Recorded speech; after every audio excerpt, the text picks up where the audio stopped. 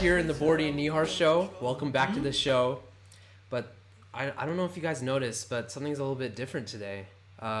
We got a special guest. Let's go! Special guest. Let's go, man. Stavan Singh is back from Washington, D.C., man, bro. Dude, how was your flight back home? And does it feel good to be back home? It was good, man. Excited to be on the show. Flight was cool. I met some cool people on the flight. Slept for a bit. Did some work. Now we're back in Fremont, ready to go, ready to run this podcast. Yeah. Excited to be home. I know you flew Frontier. What was that experience like? It was an interesting experience, but the highlight of the flight was when I got to spend 3 hours in Denver, Broncos country. Let's ride. Let's ride. But I don't know, bro. I think Nihar might have changed his alliance a little bit in the past week. What happened, Nihar? Yep. I am officially back to being a Seattle Seahawks fan. I miss you guys so much. I hope you accept my apology. In Geno, we trust. The Seahawks are making the playoffs. Watch out. You know, if the 49ers get that second seed and you see the Seahawks in the playoffs, I don't care if we got CMC, man. It don't matter. Seattle's going all the way. Okay. First of all, let's just I don't know, let's just talk more about Stavan, man. Stavan's here. Stavan's back for the weekend. Man of the hour. Look, bro, we're so happy you're back, bro, cuz bro, the Bay has been starving without you, man. It's been starving. What you doing over there? What you doing in Washington D.C.? Yeah, Washington's been cool, man. I'm out there for grad school. Go to George Washington. Shout out to Elliott School. Yeah.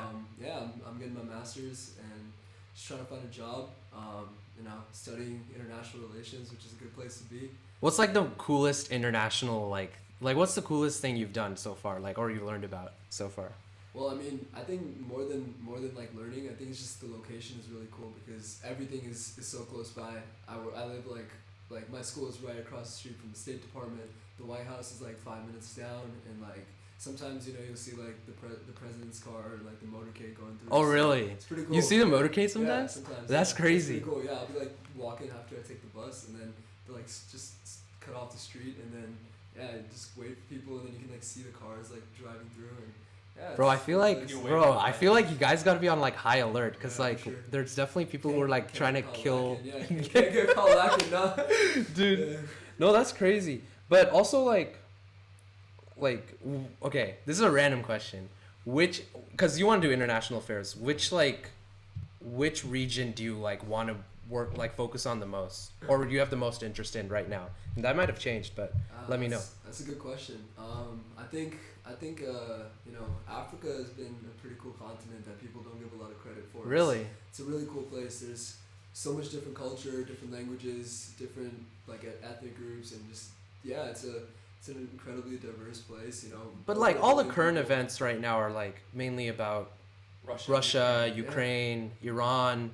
Yeah. So why Africa in particular? What sort of current events are happening in Africa right now? Well, you'd be surprised actually how much importance Africa has in the world because there's just like you mentioned, there's so many global players.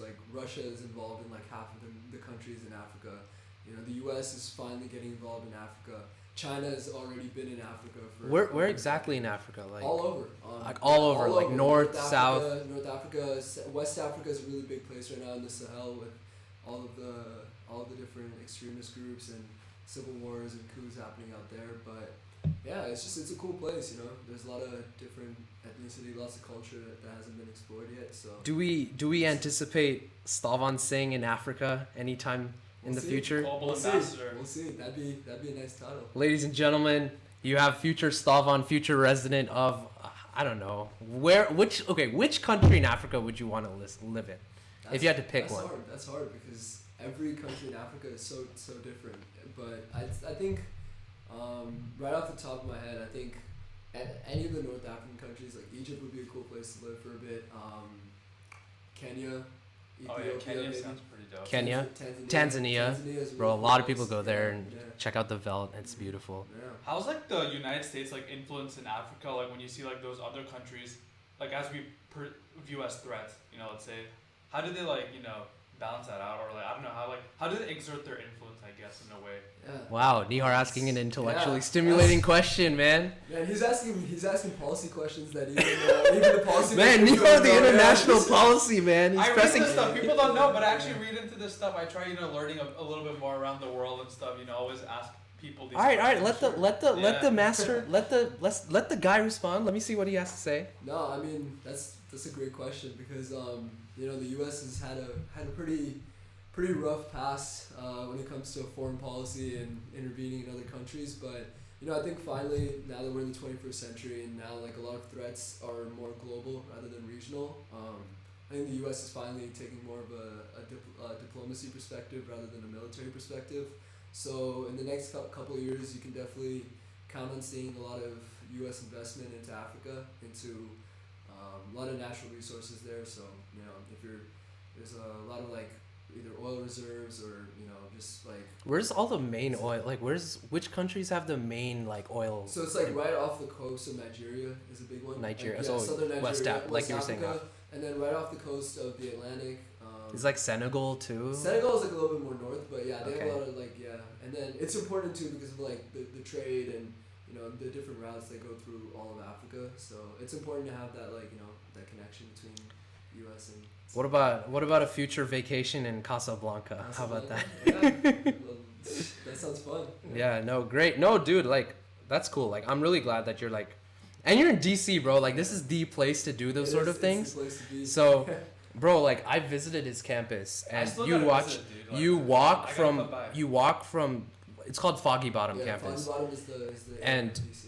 You legit walk 10 minutes from their campus, Yeah. and you're right next to the White House. Yeah. It's insane. Like you just walk from campus to the Hill. Yeah. Everything's there. Everything's right there. It's a fun place to be. Future White House intern in the works. We'll see. Yeah, dude. Yeah. You'll see. But maybe we'll have a Borty and Nihar show in the White House. a Borty and Nihar show in the White House. I gotta Gotta make it come happen. in the White House. Yeah, I'll get Biden to shout. I'll get Biden to shout you guys out. My boy Biden. Yeah. Yeah, no, but hey, Stavan, if you guys don't know, Stavan's actually like one of the OG sports talk people in our friend group because, a long time ago, not that long ago, we were in Pismo Beach, right? Yeah. Pismo Beach, California. And we were talking about, or I was recording these two having an intellectually stimulating football conversation. And they were talking about who's the better quarterback in the AFC, in the which draft was it? 2015 yeah. draft. 2015 draft. Which was the better quarterback and who was doing better? Was it Marcus Mariota or was it Jameis Winston? Now, I think from there on out, it was kind of looking like, because Mariota went to the Raiders, right? And Mariota was kind of, he was a backup, but Jameis was still playing in Tampa Bay. And then he went to New Orleans and he was supposed to be the guy who replaces Drew Brees. But let me show you guys just a clip about, what their argument was about. So here you go. Here's a clip. The Titans are... I'm not being a hater. You are. Oh, you're being a hater. You... Look, I love the tell me, Titans, but they need another 2 or 3 years. All right, is Mariota an elite quarterback soon? Is he going to be an elite quarterback? He will be, but he's not yet at that All stage. right, but he's better He needs 2 or 3 he's better years. than the majority of the quarterbacks in the NFL. No. All right, tell me who's I hate to better say this, than... but I would take Jameis Winston over him. Oh my... No, you did not just say that. Look at where the Bucks are and where the Titans are right now. The Titans had a chance to win their division. The Bucks are irrelevant. The Bucks have The Titans will not win with the Falcons in the division. No. You cannot blame. See, you're gonna go and blame teams again. The Bucks have got a lucky season this year. They are a terrible team. Look at their defense. They have nobody on their defense. They lost 5 points to the Seattle Seahawks. The Seattle Seahawks. We're not talking about the Seattle Seahawks. What we're talking about is the team. During their 5-game win streak, they allowed less than 20 points per game. No, but what I'm That trying to is say, what a defense is about. They could not play a good team. Look what Dallas did to them. They annihilated them. They only won by 6. Jameis Winston threw 3 picks against the Dallas defense. A Dallas defense that's not even that solid. How can you say that Mariota who's putting up these numbers against big time defenses in the AFC, and you're gonna go and say that Jameis, He's not putting up big numbers. Alright, but prove to me how Jameis Winston is doing better than Marcus Mariota this year. Exactly, you can. Because I will pull up the stats right now, and I will show you that Jameis Winston... pull up right now. Alright, let me show you right Pull now. up Jameis Winston Alright, and Marcus I'll show you Mariota. right now. I will show you right now on my phone. Hold on, Jameis Winston. You want to see his stats? I'll show you his stats. Look at these numbers and tell me that I'm not wrong. Look at these numbers and tell me I'm not wrong. Look at his totals. Look at his totals and tell me I'm not wrong. Come on, prove to me. Prove to me that Jameis Winston is a better quarterback than Marcus Mariota. Okay. Exactly, you can't. We have to look at the stats. If you're saying that Jameis Winston's a better quarterback than Mariota, gotta look at the stats. And look at it. Mariota's thrown how many picks? 9. How many has Winston thrown? 17. I think there's a clear difference between Mariota and Winston. And I feel there's a reason why Mariota... Winston had to lead his team to more victories, too. And this has been our time today. Thank you. Wait, should we do a different topic? Let's do it. And now we're going to do an updated version 2022 because they're both starting quarterbacks again. Yeah. So we got Mariota on the Atlanta Falcons, and fresh off I think he did pretty decent against the 49ers. And then you got the Jameis Winston-led Saints.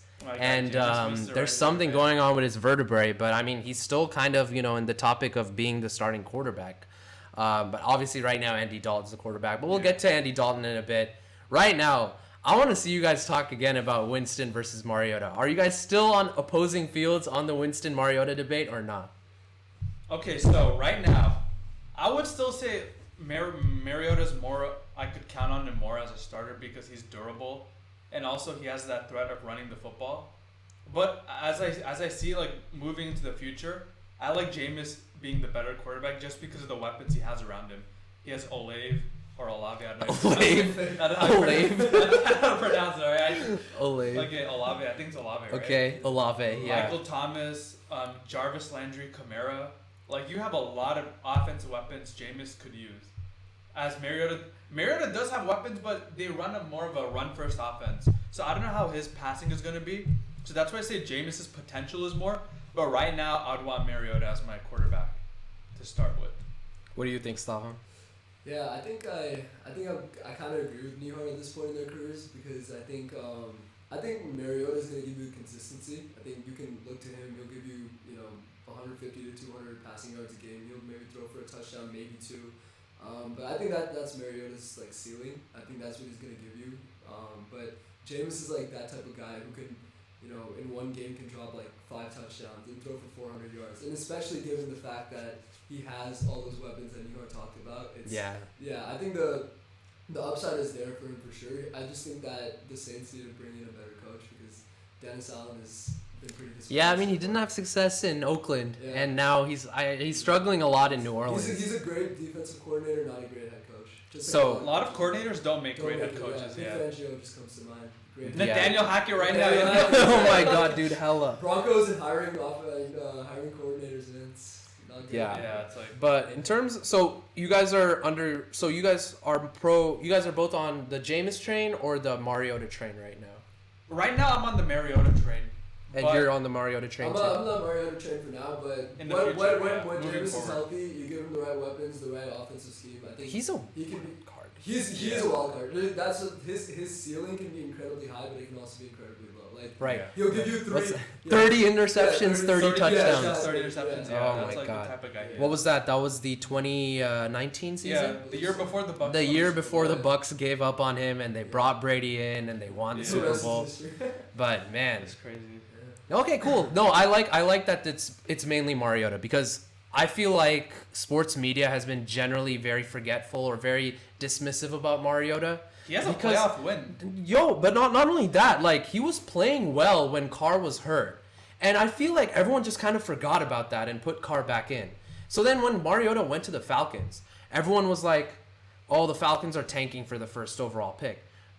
I'm like, the Falcons could make a decent run this season and make things interesting. And people have also been saying that their backup, Desmond Ridder, could replace him sometime during the season. Yeah, well, Mariota's good, man. I think Mariota's good. He's been a big reason why the Falcons are sitting at 3-3. Yeah. I mean, they're right in the Bro, like down the season, like I can see. I don't think the Falcons have. No, I think the Falcons have enough. No, I don't think Falcons have enough stamina to make things competitive with the Bucks towards the end of the season. But I can totally see for the next 4 or 5 games, they're like competing for the division with Tampa Bay. I can totally see that. I think the Falcons are around an 7 to 8 win team. Yeah, I agree with that. Every game they played so far has been competitive. Yeah, I 100% agree with that. But yeah, so I guess we think that the better quarterback at the moment is Mariota. And then the one that we think is primed for more NFL success is Winston, or is it Mariota? I still think it's Winston because it's a pass-heavy league too. And with the weapons around him, that Saints system, like I trust that they'll maximize his talent. So, do you think the Falcons trust to keep Mariota for a longer term, or are they gonna just screw him over and get Ritter in and just kind of cast him out and kind of just fuck him over? I don't know. The thing is, Mariota's he's 31 years old or 32 years old. So is Winston. They're both around the same age, right? Or is Winston younger? Maybe like by a year. Let me see Winston's age. What were you saying, Nihar? What was his? Yeah, like Mariota's 31, 32, and like they have a pretty solid backup in Desmond Riddler. So Winston's 28. Drafted, Winston's 28 and Mariota's 28. Oh, okay, I was wrong about his age. Bro, Mariota's 28. But okay, I thought he was 31 because I don't know. I think I was just confusing Derek Carr's age with. Oh my God. I don't know. So yeah, they're the same age because that makes sense. They're both drafted at the same that time. Makes sense. So, but we're still thinking it's Winston. But the thing is, Winston, his backup is a 34-year-old Andy Dalton, right? Yeah. So that's why I feel confident that they could build around Jameis more. There's gonna be this talk Desmond Riddler would get Kyle Pitts involved more in the offense, or Drake London would have better numbers with Riddler. So. Okay. Yeah. No. And you think as well. You think Winston's kind of the better guy in the just better one set up for success in the NFL. I think so, yeah. Because I still think he's the QB of the future for New Orleans, but I don't think I can say the same about They brought him to replace Drew Brees. That was that was the whole. That was the whole thing, yeah. And I feel how does it look right now, though, optically? For Winston? Yeah, for Winston, because he's supposed to replace Brees, but hasn't even been playing right now, bad. I mean, except for bro, he threw. I mean, no, I'm not talking about he's not. I mean, Winston's thrown. He had a game against Tampa. He threw 0 touchdowns and 3 picks, right? I mean, Dalton threw at least gave you 4 touchdowns, right? Yeah. So I mean, what's the difference between their play? Yeah. No, this season's definitely. I think he's definitely underperforming a bit. But, yeah. I mean, I think the Saints in general as a team are underperforming. I just think that. Yeah. That was something that I predicted. They're not. They have but they have a lot of injuries too, Michael Thomas. Yeah. But to be fair, Olave with the Michael concussion. Thomas, how many games has he played in the last 3 years? He's basically been 0. Exactly. So at this point, if I was New Orleans, I'm just creating my game plans knowing that Michael Thomas isn't going to play because yeah. So yeah, once that wide receiver room is back and more healthy, I think Winston will be doing a bit better. But yeah, right now Mariota is looking like I think the Falcons end up with a better. They're gonna place higher than the Saints this year. Yeah, that's what I think. Yeah. But maybe next year, Winston and the Saints kind of give the Bucks a run for their money if Brady is truly never retiring, right? But yeah, that's a topic for another time whenever we get to it. But let's go and dive right into what we do. We always do this when we're doing the Borty and Nihar Show. And what is that, Nihar? Top 5 Reddit NFL posts. So we'll do the top 5 r/NFL posts, and then we got something new for you guys. Something you guys will like. But let's go ahead. Let's go talk about the top 5 NFL posts. So number 1 this week is Dalton's frustration overshadowed by Wilson's flip. So I'm sure everyone's been seeing this on Twitter. That Dalton's walking away frustrated, and then the Cardinals Wilson in the background is just flipping into the end zone for a touchdown because he just threw that pick. Man, that was such a funny clip. Yeah, when I saw that, I was just what do we think about slow motion? Slow motion. That's straight out of a movie, literally. But this Thursday night, so much better than the previous 2 Thursday nights, and we had 42-34 game, so it was actually a good, competitive, and a high-scoring game.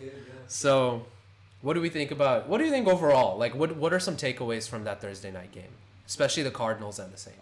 To me, it looks like this is going to be Cliff Kingsbury's last year. Really? Yeah. Wow. I think if they, I don't think they look like a playoff team. I mean, I'm not going to determine one game against the Saints and say, oh, they're back in the mix, even with D-Hop. They don't even have Marquise Brown yet, so how can you see, like, that full team? And, like, when, Kyler Murray said to, Cliff Kingsbury, like, calm the fuck down. Right? Yeah. Like, they're just repeating it twice. Like, like, there's some frustration because that offense has been so stagnant until, like, yesterday, right? But they put up 42 points. Like, against an injured Saints team without Lattimore. 14 of those points were off. Okay, so we'll take that away. And 28 is still a very decent offensive game. And we got. Okay, I feel like the yelling at Cliff Kingsbury, like, that's like, we just talked about this when when Ken Dorsey was pissed after losing the game. That's just, these guys want to win. They're passionate about it. They're going to let everyone know. We had Brady yelling at the offensive lineman in the other game against the Steelers. And everyone was, I don't know, it was mainly, a lot of people were commending Brady. Like, yes, he's dogging them on. That's exactly what we want to see from Tom Brady. But I like that. And I like that there was that passion because a lot of people were questioning Kyler Murray's leadership. And he's finally looking like that he's stepping up and saying, yo, I want this to happen. I want us to freaking win. And we're winning. We're scoring 28 points as an offense, and we scored 42 points. DeAndre Hopkins is back. That's huge for the Cardinals. I think the Cardinals are back to being a NFC, like, high tier NFC team. I don't see them at all as a threat. Why? It doesn't matter. Like, you could one great wider. It's not going to change the complexity of, like, the whole thing. But they got D-Hop back. That's a big weapon for the Cardinals. But they don't have. I want to see them with Marquise Brown too. And Marquise Brown and Robbie Anderson and come on, they got so many weapons in Arizona. But Brown is out for 6 weeks, so how are we gonna know? But then they get healthy and then they'll get back into the race. We've seen this with Arizona. Like, they look promising. Like, you're gonna see a couple of games from the year. Like, oh man, like, if they just use, like, this part of their game, if they, like, Eno Benjamin was running really well, D-Hop was back. We've seen this. And Kyler Murray's always fallen short. But the difference this time is because Arizona started 7-0, but in the last year. But then this year they're struggling. They're 3-4, but they're also mainly injured. And I think they'll get the pieces back, and they should be competitive. Their schedule doesn't get easier from here. I don't think so. If you look at their schedule. But I find it crazy that you think Cliff Kingsbury is going to be fired after he just put up a 42-point performance with his team. He'll get fired. What do you think? You think Cliff Kingsbury? What do you think about that Cardinals team? I think the Cardinals are just an inconsistent team. Like, it's hard to judge them because like you said, 1 week they can play like Super Bowl contenders, and then the next week they just look like a team that's tanking for the first overall pick. And so I think the biggest issue with the Cardinals is definitely not just Cliff Kingsbury. I think it's Kyler Murray. I agree with that too. I've said this from day one. I just think Kyler Murray is arguably the most overrated player in the league. Why do you think that? He plays like he's still in college, and college offenses never work in the NFL. Like, that's why Nick Saban failed in the NFL. That's why a lot of college coaches can't transition. Like, Matt Rule couldn't do it either when he got fired from Carolina. And so that's also a thing for Cliff. Cliff has been a college coach for most of his career, and so he drafted Kyler because he wanted that quarterback for his system. And so obviously that system hasn't worked yet because if you start off 7-0 and then you barely sneak into the playoffs, and you throw a pick six into your own end zone, there's something very, very wrong with your team. And granted, the Cardinals' defense is right around average. It's not great. It's not terrible, but it's just right in the middle. Their offense, yes, it can be high powering at times, but I don't see it. Like, if you put them on let's just say they do sneak into the playoffs, and let's say they go to Green Bay or something in the wild card.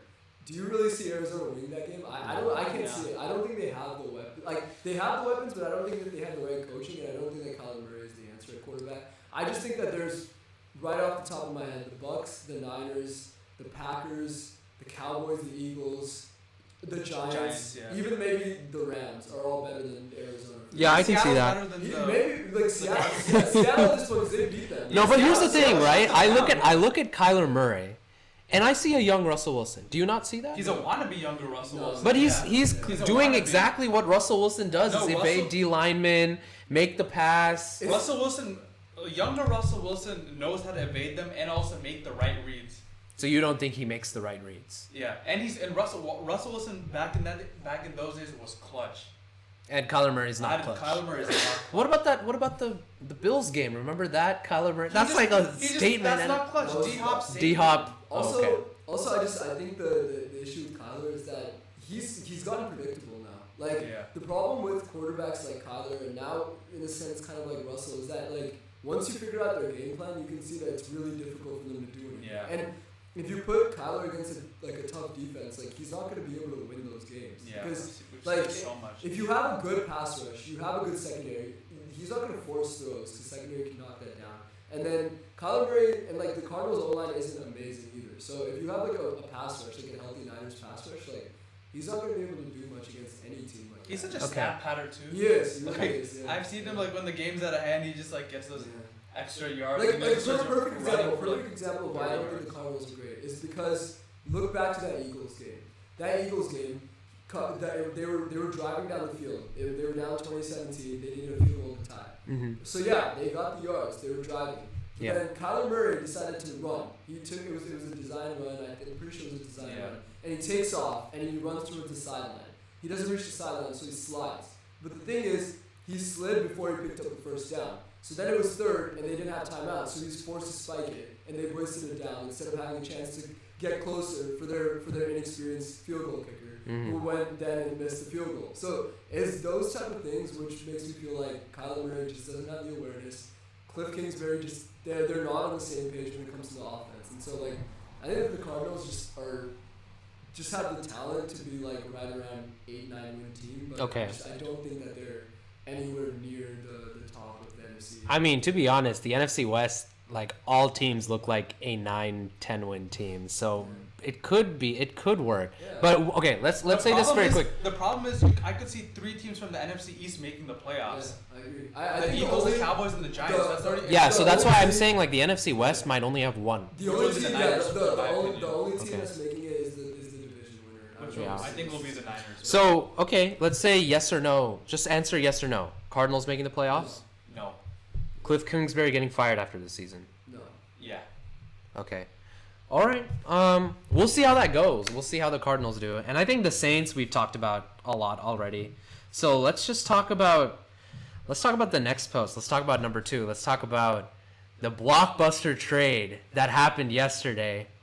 CMC is coming to San Francisco. Let's go, CMC. Me. C-Mac is a 49er, bro. And that's crazy. We only gave up a 2, a 3, a 4, and then a 5 of 2024. I mean, that's still a lot of picks. I mean, it's a lot of pick, but I thought there would be a first rounder that we'd have to give up to. Bro, I saw that when I was okay. So what happened was I was falling asleep watching the end of the Saints Cardinals game, and Al Michaels was like, this is by the way, Adam Schefter just tweeted CMC has been traded, and I'm like, where? To the 49ers. Oh my God, no way. And then it's crazy. It's unbelievable. So what are we saying? We saying 49ers Super Bowl contenders guaranteed, or should we pump the brakes a little bit and we gotta figure things out? I think you still have to worry about the Eagles because right now I feel like Eagles have that continuity. They have probably the most complete team in the NFC. I mean, when you look at what Jalen Hurts has been doing, and he's improved his passing game. He's still a running threat. Miles Sanders has been running the ball well. AJ Brown, Devontae Smith have been doing pretty well too. That defense has been shut down with Slay and Bradbury. But do you think if Eagles and 49ers face off, let's say in the NFC Championship? I could see the Niners beating them. Yeah, I could see that for sure. I like the defense. The defense only going to get healthier, man, because we got Bosa back and we got a lot of people injured. But yeah, I mean, Stavan, what is your initial reactions of getting C-Mac, bro? So it was kind of funny because I had just gotten home and like I wasn't even on my phone or anything, and then my dad was on his phone and he was like, who is Christian McCaffrey? And I was like, oh, he's a running back. And then he was like, oh, you got traded to the Niners. And I was like, wait, what? And so I like immediately like whipped out my phone and I saw it and I was like going crazy. And my dad was like, but who is he? And he was like sitting there really confused. But no, I think the CMC trade is big for the Niners offense for a lot of different reasons. It's one, it continues to open up so many different opportunities for the Niners. Mm-hmm. Like, Because with McCaffrey, you got a guy who can run the ball. You have a guy who's a great route runner. Can catch passes in the backfield, take it away. And I think the biggest winner in all of this is hands down Jimmy Garoppolo. Because Jimmy Garoppolo's game is when he is a high-end game manager, and for him to have CMC who can just dump off a pass, like a small screen pass that can go for like 50 yards from a 5-yard pass. Yeah. That is the exact type of offense that you want to run with him. And then just looking even into the future, like even with Trey at quarterback, like having Christian McCaffrey in the backfield is just so big for the quarterback because he knows that he has him to either block, he has him to run, he has him to like throw the ball. But I definitely think that I think it was definitely needed because this Niners offense is arguably not considering Kyle Shanahan's first year as head coach as the Niners. I think this might be the worst offense the Niners have had in the last, like healthy offense at least in the sense that they have their starters playing. Like they're barely averaging 20 a game, and like they're last in a lot of categories. Yeah. All of these targets, like it's. I think this is definitely something that needed to happen, and it's gonna be big. Jimmy was finally throwing deep passes, and no one was catching them. It was so frustrating to watch, and getting CMC is so amazing because this is what Shanahan does best. He loves chess pieces. Debo's a chess piece. Kittle's a chess piece. CMC's a chess piece. And McCaffrey's and Shanahan's go way back with the Ed McCaffrey and Mike Shanahan era in Denver. And I don't know if I heard this right. I think Kyle Shanahan babysit Christian McCaffrey. So there's that connection that Shanahan McCaffrey weird, all come in full circle. It's crazy. And I'm really glad that Christian McCaffrey is a 49er. He's back. He's a former Stanford guy, and I currently work at Stanford. So I'm hyped to see a Stanford guy back in the Bay. And I think the Niners are Super Bowl contenders. This changed, I was a bit pessimistic after the Falcons game, but I was still a little bit hopeful that we were going to do enough to win the division. But now I'm feeling more confident that we can not only win the division, but make a good run at the Super Bowl. I think joked. Like the moment you guys got McCaffrey was saying, that Jimmy Garoppolo highlight reel where he throws 5-yard passes to 50-yard touchdown, that's about to be even crazier. Like we're about to get extended like highlights of Jimmy Garoppolo's highlights of just screen passes into like long games. Yeah, no, that's great. I'm glad we got Christian McCaffrey. Does this impact the Niners' win total for the rest of the season? I don't think so by that much. I mean, I still think the Niners are a 10-win team. That's where I see them. I think they're a 10-7 team, and I think that in this NFC West, I think 10-7, especially if they can win out with their remaining games, I think that puts them at a comfortable. I think if they sweep the division, they'll win the division. It's like that. So 10-7, potentially maybe 11-6, because now we have them back. But the Niners have a tough schedule though. It gets really difficult. They got the Chiefs this Sunday, then they got the Rams on the road. The Rams are going to come with everything they have because their season's on the line. And then we got the Chargers coming off the bye. The Chargers are just such a weird team, all the pieces of the game just struggle for some reason. And then we play a lot of. You guys play Miami. We got too, right? Bucks, Miami, and even the Raiders are going to be hungry too. The Raiders actually have an easy schedule. So if they could, I was looking at their schedule. They could easily like go on a run and win like 7 straight. Yeah. And then that sets them up where they might be at a similar record with the Niners come that January 1st game. So I still think that it's going to be tough because again, one player can't just change your entire season. Yeah. But I just think that for the Niners, it's just like last season. Get hot at the right time, and if that can happen, towards the end of the season and everyone's healthy, I don't think there's any reason why the Niners can't be, contending for the Super Bowl at least. Yeah, 100%. I think it's NFC Championship game or bust. I think for sure. Yeah. I think so too. We should definitely make a run at NFC Championship. This division, we should win it. We'll talk more about the Niners-Chiefs game towards the end. Yeah. Right now, let's talk about the next topic, and that is, let's just say, your boy got it right. The Jets beat the Packers in Lambeau. Didn't I tell you guys? Didn't I tell any of you? I told you guys that Breece Hall was going to look at everyone and be like, we're going to take that ayahuasca-sniffing motherfucker to the ground. Didn't I say that? I did say that. And Not only was it a game, like a close game, they beat the shit out of the Packers, bro. 27-10. 27-10. So Packers fans, this is the number 3 post. Packers fans are booing Aaron Rodgers and the offense. You're also a Vikings fan. I know you're a certified Packers hater. Go off, bro. What do you think about the Packers this season? Well, I mean, it's refreshing to see people hate on Rodgers because, it's like a national pastime. And now that the Packer fans are doing it, it's even better. But, no, I mean, I think it is crazy that they're booing Aaron because Aaron Rodgers is given the Packers so much over the last decade, but he's definitely this Packers team is just terrible. It's like they have no, Matt LaFleur is struggling to call plays. They have no good receivers. They absolutely, like, Aaron Jones and Aaron Rodgers are arguably the only 2 players in the Packers who can actually show up to the games. Yeah. And I think that for the Packers to be at 3-3 and to get smoked by the Jets is a very, very big red flag for the season. Big problems, because, bro. Sure, they can, get it together, but the fact that they face an up-and-coming Jets team whose defense is really solid, but is nowhere near the best in the league, and to only be able to put up 10 points on that team is concerning. So, as the Vikings are my second favorite team, I love it because I think that the Vikings are in prime position to win the NFC North this season. I think they're up by 2 games on the Packers. They've already beat the Packers. Crazy. So 5-1. 2.5, yeah. So, actually. I'll explain to you guys. Stavan has family in Minnesota. That's why Vikings is his second favorite team.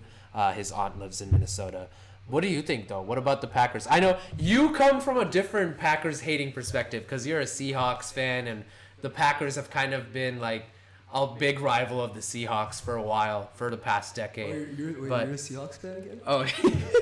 I literally introduced Let's not, bro. This guy was a Russell Wilson fan. I still love Russell Wilson, by the way. Yeah. Oh, really? Oh, okay. We're very fortunate that the Broncos are not coming up in the pod today. That's because they're irrelevant as fuck now. They're 2-4. They don't have a primetime game until week 14. No one cares about the Broncos anymore. Russell Wilson, you said it yourself. Russell Wilson is washed when we did our virtual podcast.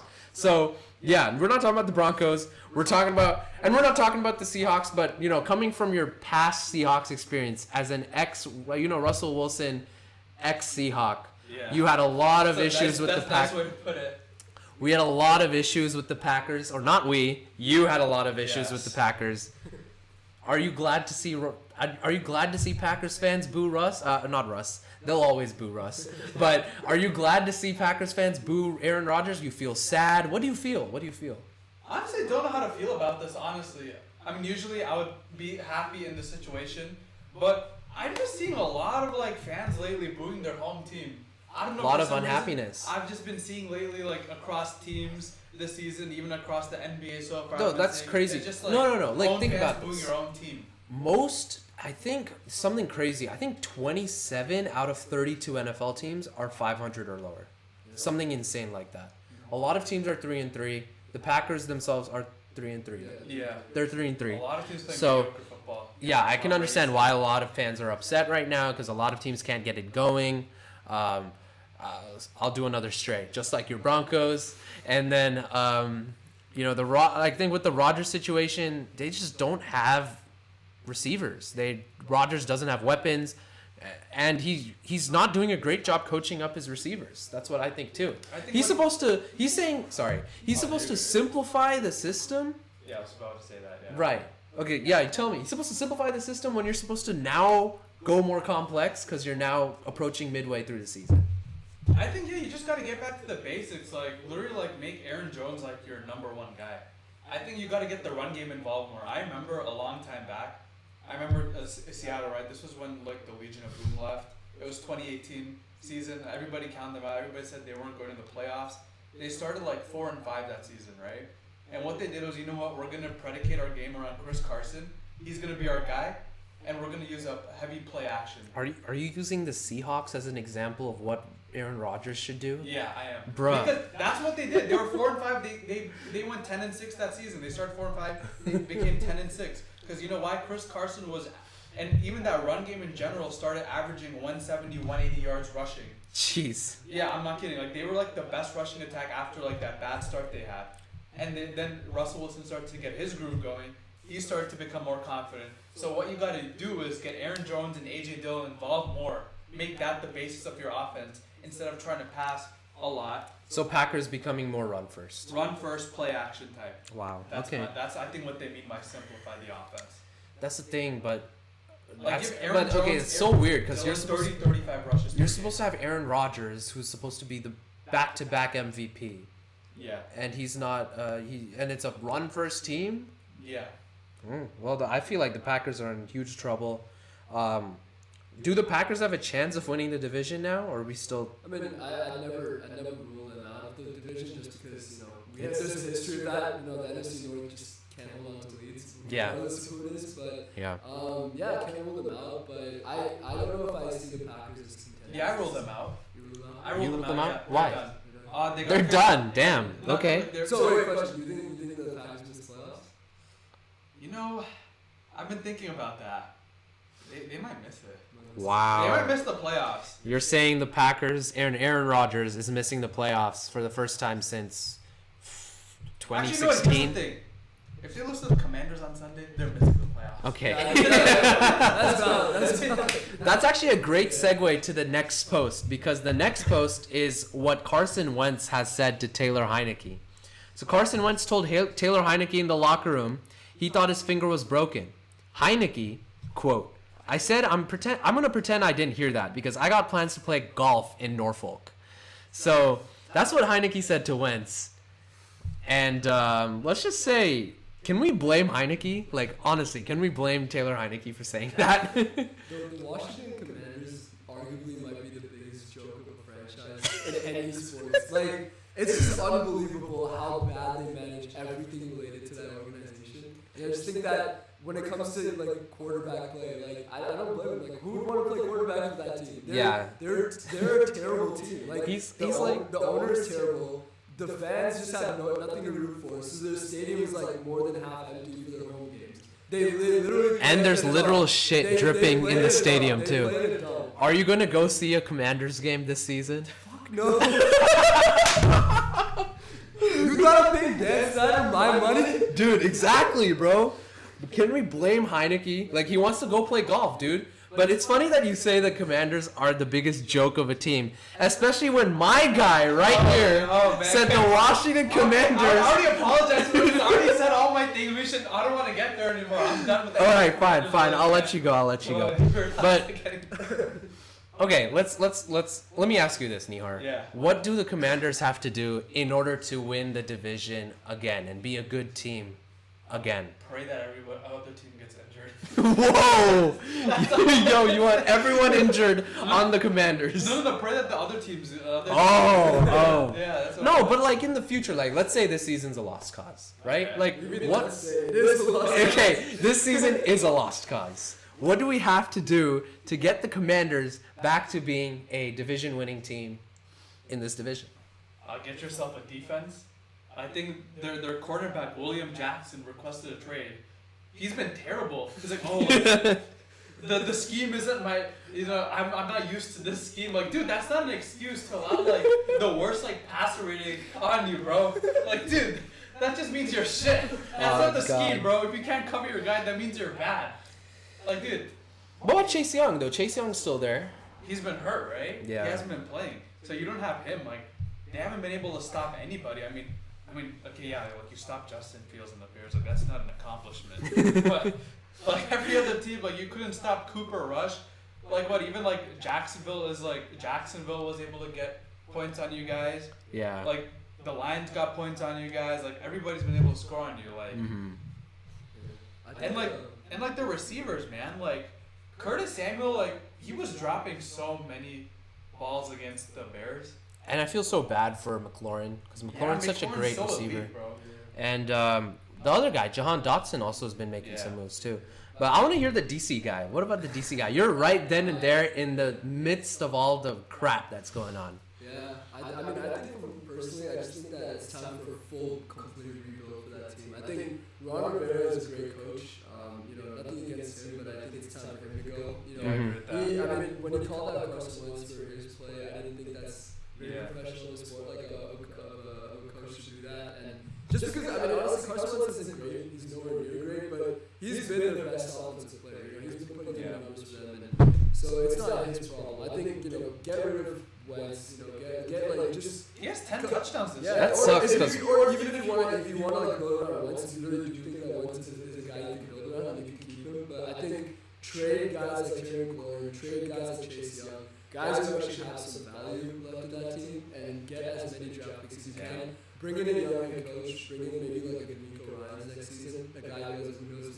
I guess he could turn that. Yeah, you could. No, then you have a good defense, and you could bring in an offensive guy to run that, run the offense. And if you feel that that Washington has like a top 5 pick, look into maybe drafting a quarterback, or if you think that Sam Howell is good enough, then let him start. So you have a lot of young guys, keep them, but I think this is time for a full rebuild. But on top of all that, man, Dan Snyder needs to go. Like that dude is just like such a piece of shit. Like, and the fact Fuck that that guy. the fact that he owns an NFL team is just like incredible to me. And so if you want to see real change for the team, sell the team. Sell the fucking force team. The NFL owners to get him to sell the team. And he won't. you're right, and that segues us to the 5th highest post of the Reddit, and that is what Jim Irsay has said. Irsay he doesn't care if Snyder might have dirt on other owners, because Snyder just said, I have dirt on owners. You fuck with me, I'm going to fuck with you. He doesn't care if Snyder might have dirt on other owners. He can investigate me till the cows come home. It's not going to back me off. What do we think about that? I think that's reassuring to hear, that there's an owner that's publicly saying, yeah, fuck Dan Snyder. We want this asshole out of the league. I think that's really reassuring to hear. But will we see an all-out NFL owner war over Dan Snyder? Do you think that'll be happening this year or maybe in the future? I don't think so, honestly. Because I feel like there would have been more owners that would have come out against him if there was something, they wanted to get rid of him, or they had something against him. Only Jim Irsay is the only one that's spoken out about it. So that means that Jim Irsay doesn't mind if you try and investigate me either, because when he put out that statement, that means that he knows there's nothing against Irsay himself. He's confident in himself that there's nothing against him, and he's been pretty professional about things throughout his ownership of the Colts. So I feel he's the only one that's publicly taken a stand against that, and I feel more owners should do that. But maybe he might be the spokesperson for the other owners. What do you think?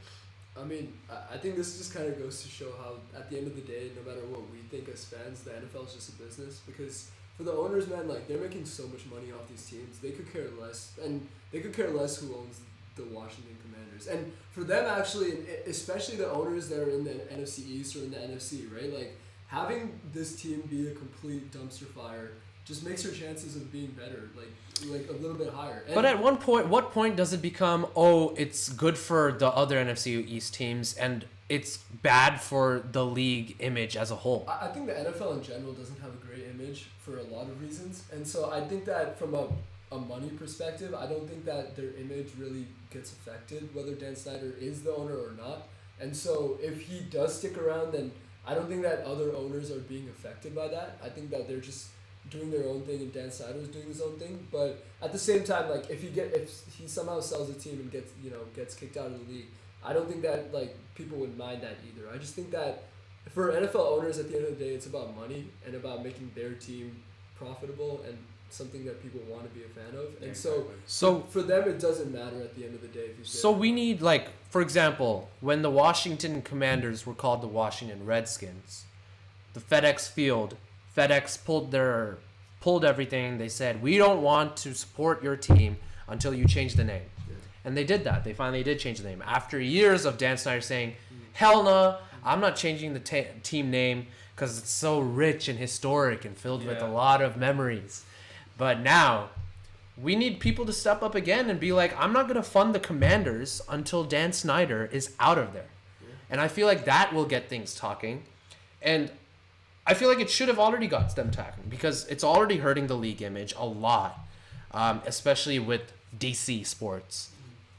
And a lot of people want football to thrive in DC because DC is it's such a place for football. There's such a rich football heritage in DC. So I'm fingers crossed. I do want to see this war against Dan Snyder against the NFL owners. I'm here for it. Grab all the popcorn. I want to see what leaks come out about other owners. I want to see if Jed York was like dating someone, cheating his wife, or some crazy allegations.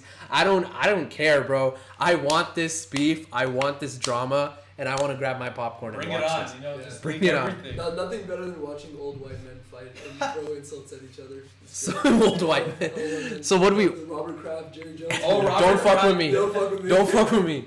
Yeah, but what are we thinking? We thinking Dan Snyder will sell the team, or you think we'll wait till he dies? I think the owners might probably. You think it'll happen? Yeah. Do you think it'll be within the next year? Probably within a year. Within a year? I'd hope so. Yeah. You hope so? I'm not sure how realistic it is, but I mean, I'm all for it. Yeah, I'm all for it. I think it'll happen. If not this year, hopefully in the next 5 years. Else, bro, we're not gonna get a good Redskins. We're not gonna get a good Commanders team, bro. Dan Snyder made me say the word, bro. Like, yeah, we're not getting a good Commanders team until he dies. Yeah.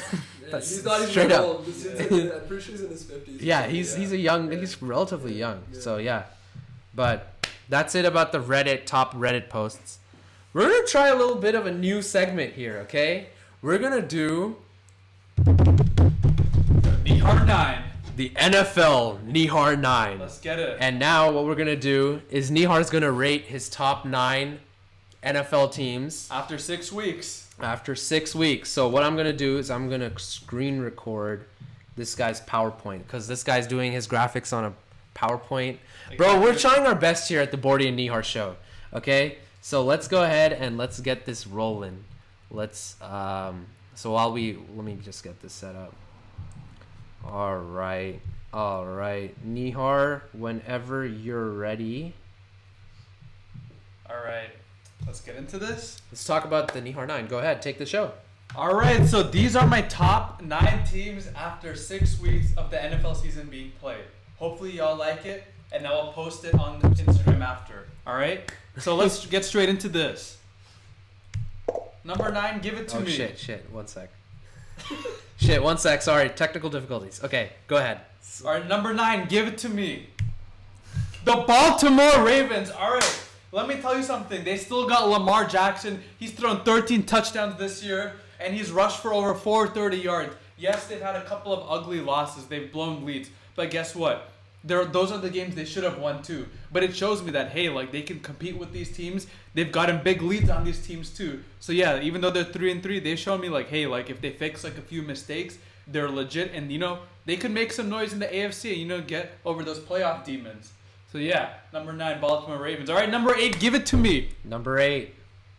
The Cincinnati Bengals. All right, yes, I know they're a little like up and down team. Like 1 week Joe Burrow's looking like, like an all-pro. Another, he's just looking like a pedestrian quarterback. But guess what? I was very, very impressed with how they went into Louisiana, New Orleans, and showed that they are still capable of being an offensive juggernaut. Yes, Joe Burrow with 300 passing yards, 3 touchdowns. Jamar Chase was back to his old self. We love to see it. We love when Joe Burrow is balling out because guess what? Everybody's talking about, the Chiefs and the Bills, but guess what? The Bengals, man. Don't forget about this team because guess what? This offense can explode at any time. They still got the weapons. With Joe Mixon, T. Higgins, Tyler Boyd, and you know what? Their defense has improved greatly as well. So you know what? Let's move on. All right. Number 7, please give it to me. You heard it. The New York Jets. Jets. Jets.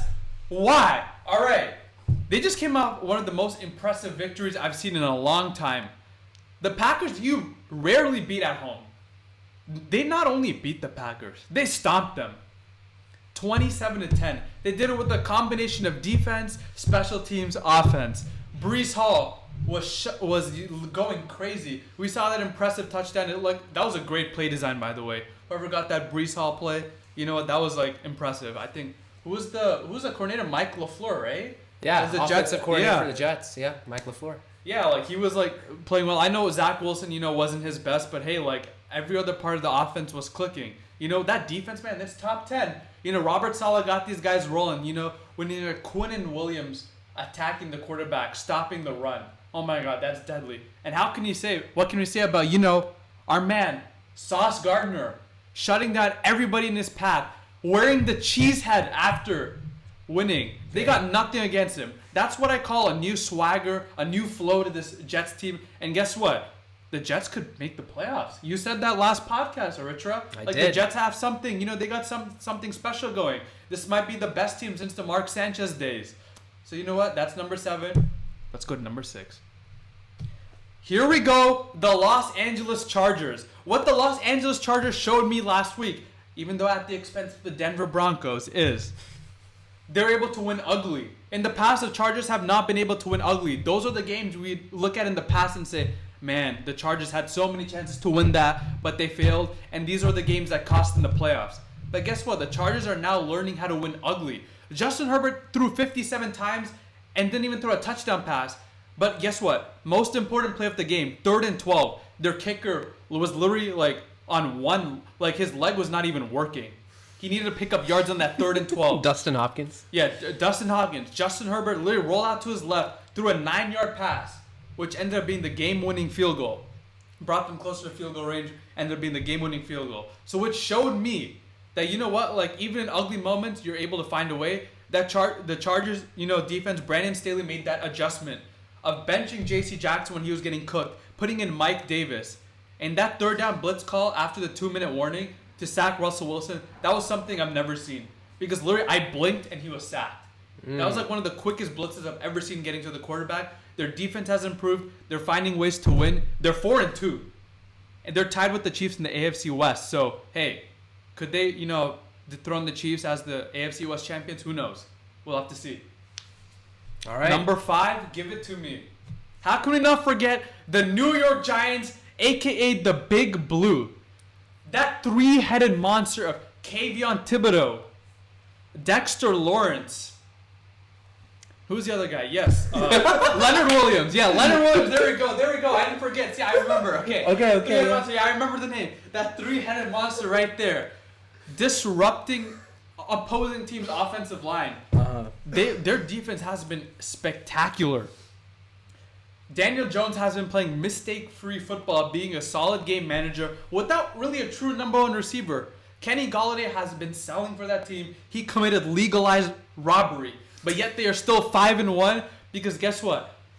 Our man Saquon Barkley, did people just forget about this dude because he was injured? No, we've seen what Saquon's been doing. Catching passes out of the backfield, running the ball effectively. Hey, Brian Daboll's changed the culture of this team. 5-1, second in the NFC East. It used to be called the NFC least. But now guess what? We could see 3 teams coming out of this division for the playoffs. So hey, the Giants schedule, I've been looking. They could win about 11 or 12 games this season. So guess what? They've impressed me a lot. And you know what? I think a lot of teams in the NFC should not be turning a blind eye to them. All right, give me number 4. Here we got Stavan's Minnesota Vikings. Yo, what they needed in the offseason was a new coach, a new offensive philosophy, which they got in Kevin O'Connell, the previous offensive coordinator for the LA Rams. Guess what? Justin Jefferson is on par to put up numbers even better than last year. He's been balling out. When you got Zadarius Smith, Daniil Hunter, Patrick Peterson, and Harrison Smith spearheading that defense. They've still been solid as before, but guess what? That offense has been rolling.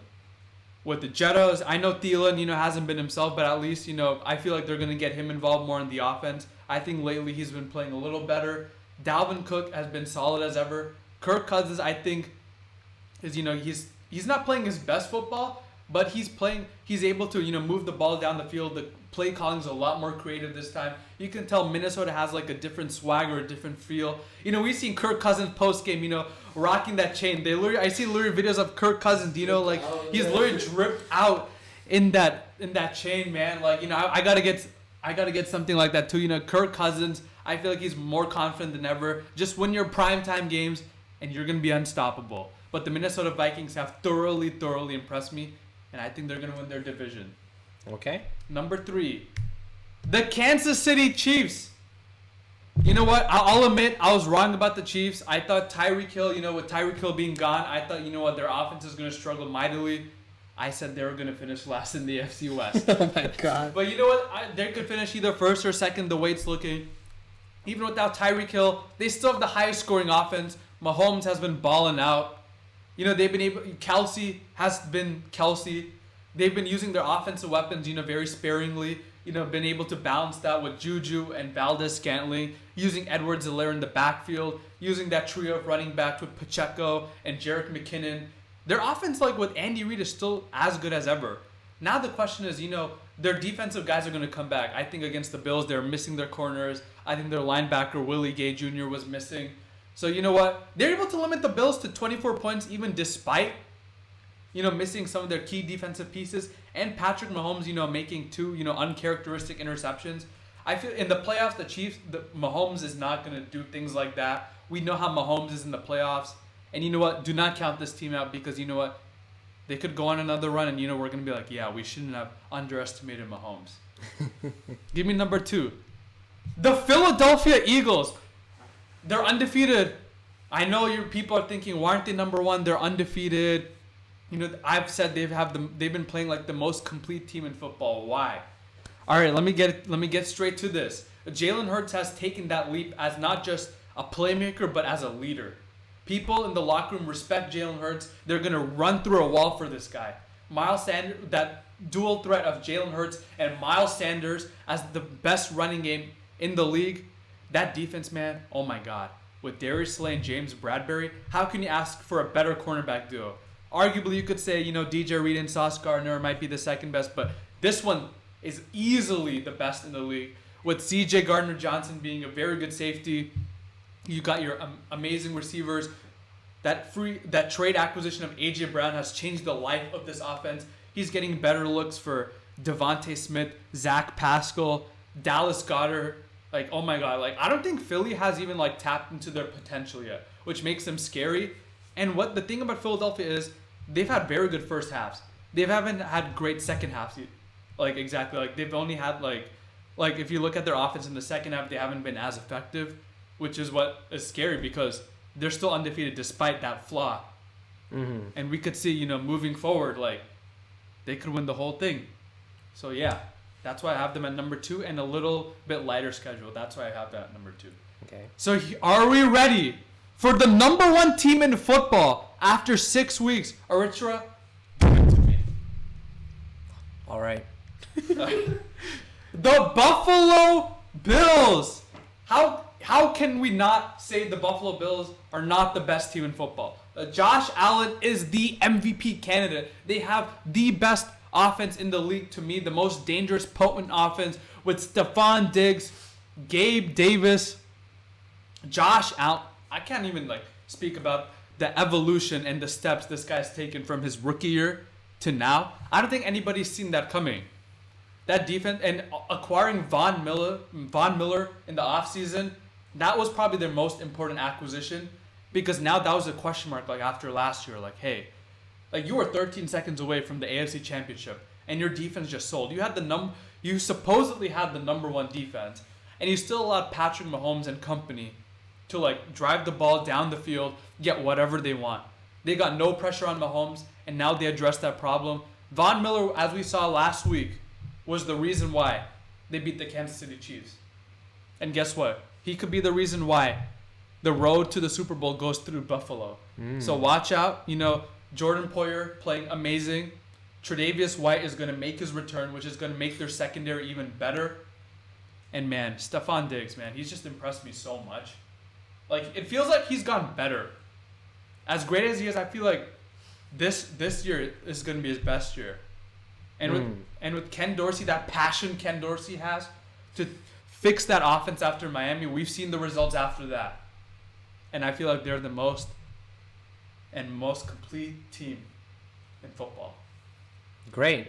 So that was your Nihar 9? Yep, and that concludes my Nihar 9. What do you have to say about it? All right, bro. What would you fix? What would you think? Let's just say your 9. Okay, let's just recap your 9 so that you can get this. Yeah. 9 Ravens, 8 Bengals, 7 Jets, 6 Chargers, 5 Giants, 4 Vikings, 3 Chiefs, 2 Eagles, 1 Bills. Where are the Niners?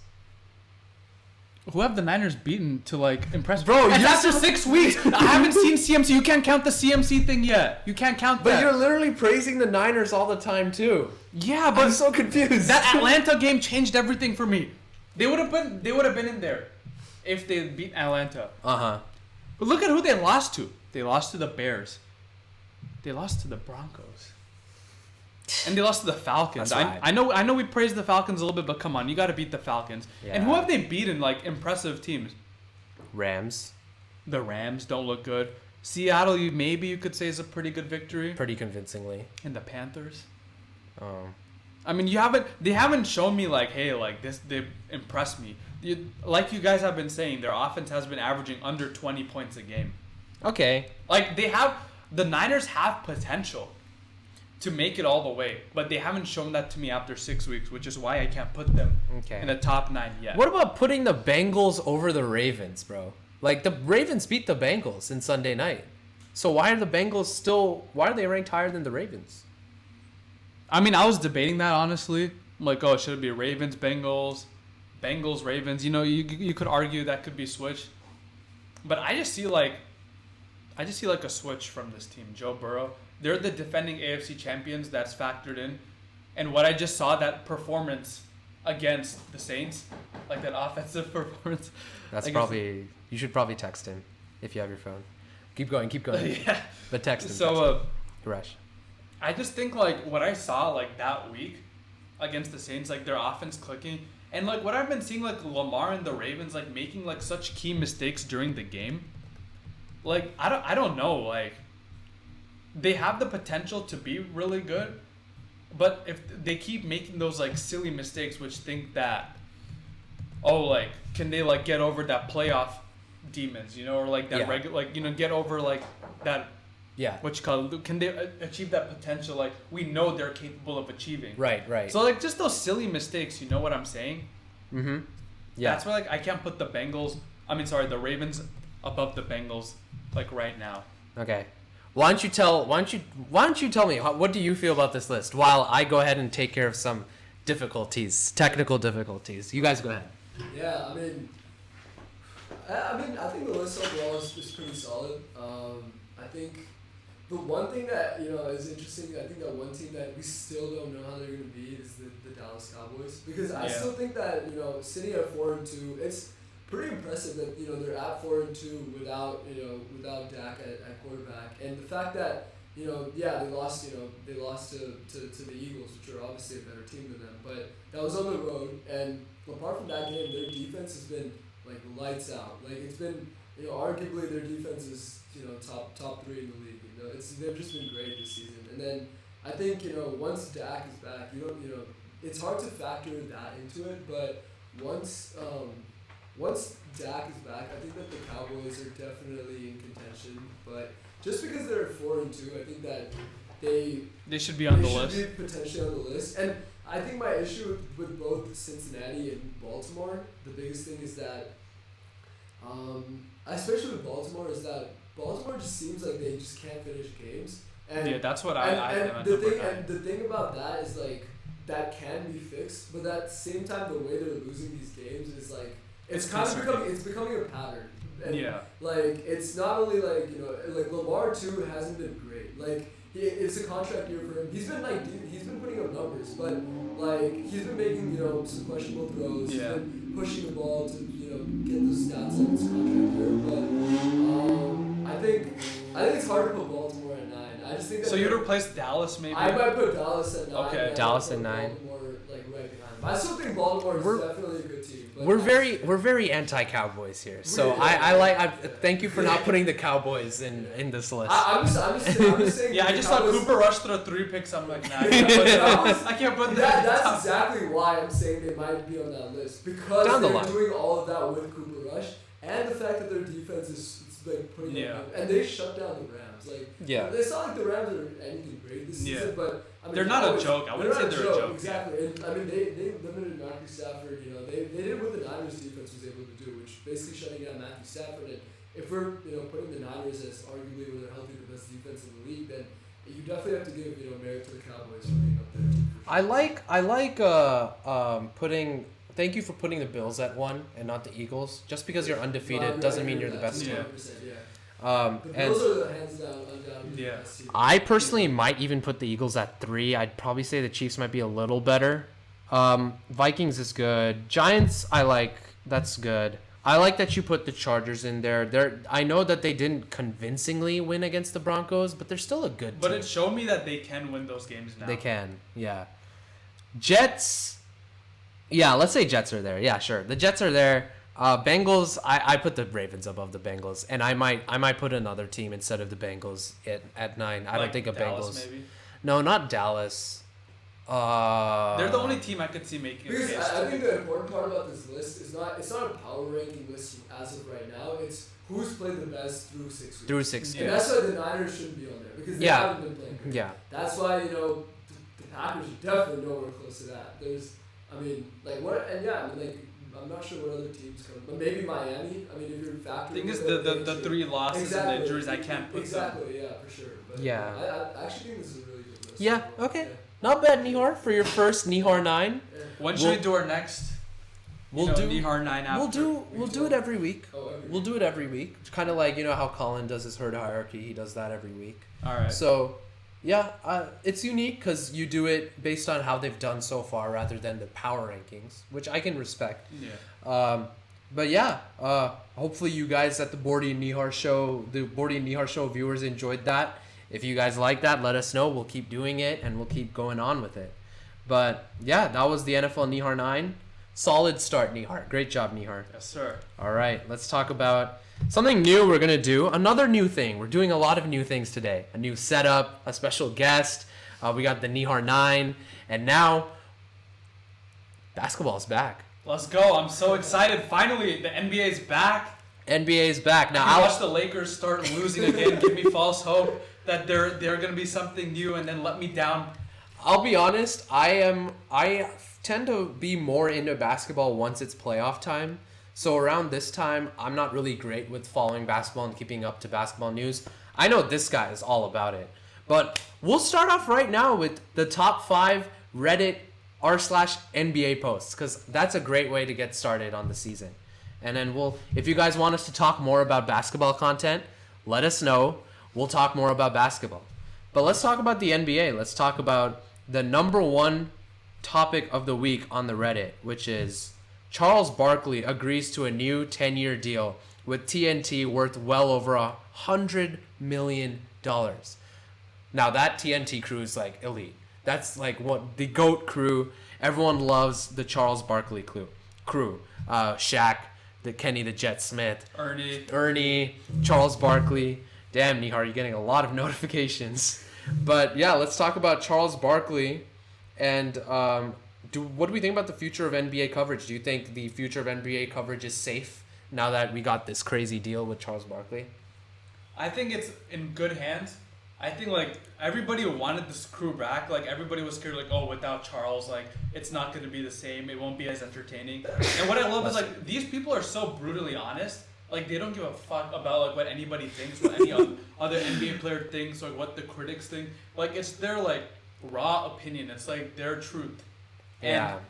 I really feel we don't have that on the other airways ESPN, Sports Center, whatever, Undisputed. Yeah. Sometimes people try to protect these players, Yeah. and I think the thing is that Come through. These yo.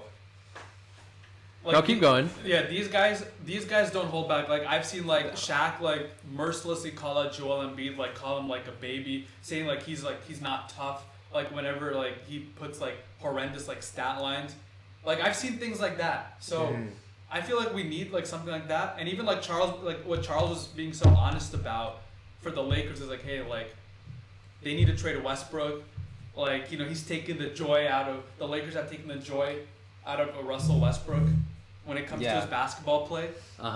We don't see that kind of honesty in other sports airways, and we need that, especially from former players too, who've played the game and who've lived through their experiences. I love Charles Barkley, bro. He was like, I don't know if you watched like the TNT coverage after the Warriors-Lakers game. He was like, Lakers have nobody. They have Matt Ryan, who's playing quarterback for the Indianapolis Colts. He just does not care. He has no filter. He just does not care. I love that. What do you think? What do you think about Charles Barkley? Oh, yeah, hands down. Great signing by TNT. I mean, I'm a bit surprised that... That's a lot of money. No, I'm not. Like, also, like, the 10-year deal is kind of crazy because, like, Barkley was talking about how he just wants to retire soon. But I guess maybe that's after 10 years now because it's signed that long. But, no, yeah, I think definitely keeping him is big because, yeah, I mean, without Charles, like, it's basically incomplete. I mean, half the time you see, like, some outrageous quote from, like, TNT, it's always from Charles Barkley. Like, 90% of the time. So, yeah, that's great. One thing I want to see too is that they definitely signed Draymond after Draymond retired, and that would be. I think they did, right? But they do like the. I feel like he isn't he on? Isn't he all about the new media though? Draymond's like, fuck the old media. If you throw money at him, he'll take it. I don't qualify the NBA on TNT as old media. Yeah, I don't think because I'm gonna be honest with you, like they don't really. Like, what is old media and what is new media? What does Draymond mean by that? Old media is like your typical like. Getting like clicks, sports, like clickbaiting. Oh, clickbaiting and stuff like that. Nitpicking like parts of quotes and like using that without using the full quote. Also, another thing about the TNT crew is that like they're not media guys. I mean, all of those guys except for Ernie have been former basketball players, right? So like, I mean, like they're. To me, they're just a podcast that they do before every game. Yeah. Or after the game, too. A lot of times, they're not actually even giving, like, analysis. Like, they're just chatting and talking shit to each other. Exactly. Yeah. So I think it's, like, that's, like, the level that I aspire for, like, this show and shit like that. Yeah. No, that's crazy. No, that's great. All right, we got someone who's broken into the podcast. You want to come over to, like, where Stavan is and just say hi really quickly? To which one? This mic right here. Hi. What's up? Alright, so we thought we were gonna have one special guest. We ended up having another special guest here today. Yes. We got Hiresh Jain. Yes. So what's up, Hiresh? Qualified for basketball. Well, we'll just talk about something else. We'll talk about something else. Let's get into so, I don't know. What do you want to talk about? Do you want to talk about what you're doing, or nah? Or you want to just talk about something else? What's been going on with you and everything? Like. Oh, I started running again yesterday. You started running? Yeah. What are you running now? It was absolutely terrible. How much you ran? Like a mile. A mile? Oh yeah, I'm still and you're already. Dude, I haven't ran in like a year. Well, you know, we should. We got Hiresh Jain on the show. Let's go. Let's go. I feel like we should start like running and stuff. You know, like let's get a. You know, I do like cardio on Saturdays. It's like my football days. But you know, I feel like I gotta improve my stamina and things like that too. So you know what? Let's do it. Hiresh, let's do a run. Guys, do a run. Yeah. Train for a marathon.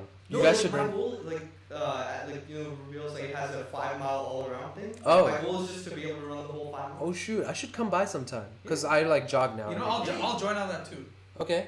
Yeah. But you run 6 miles. Yeah, I run 6 miles around. Well, I do 2 laps around. No, I do 3 laps around Is Lake it like Elizabeth. 5 miles straight without a break? Without break. I just keep running. Oh, okay. So Yeah. I mean, bro, like. I started doing 4 miles. I came back from India. I was super out of shape. I started doing 2 miles. And then I did 4 miles. Went back to 4 miles. And now I'm doing 6 miles. Yeah. But also I haven't ran this whole week because I've been stressing about other stuff. So I had no time this week. So I'm going to try and get back to it. But yeah, 6 miles straight. So Lake Elizabeth is 2 miles around. 1 lap around Lake Elizabeth is 2 miles. Yeah. So I run it 3 times without stopping. So that's 6 miles. And my goal is to hopefully run a marathon. We'll see. We'll see if I'm able to actually do it. What, 20 miles? That's 26 miles. Run? Jog. There's no way you can run. Yeah, Dude, because that's not I'm possible. trying to run the mile. Oh, okay. You're trying to time yourself too. We should practice for like a triathlon. You know what I'm saying? What's a triathlon?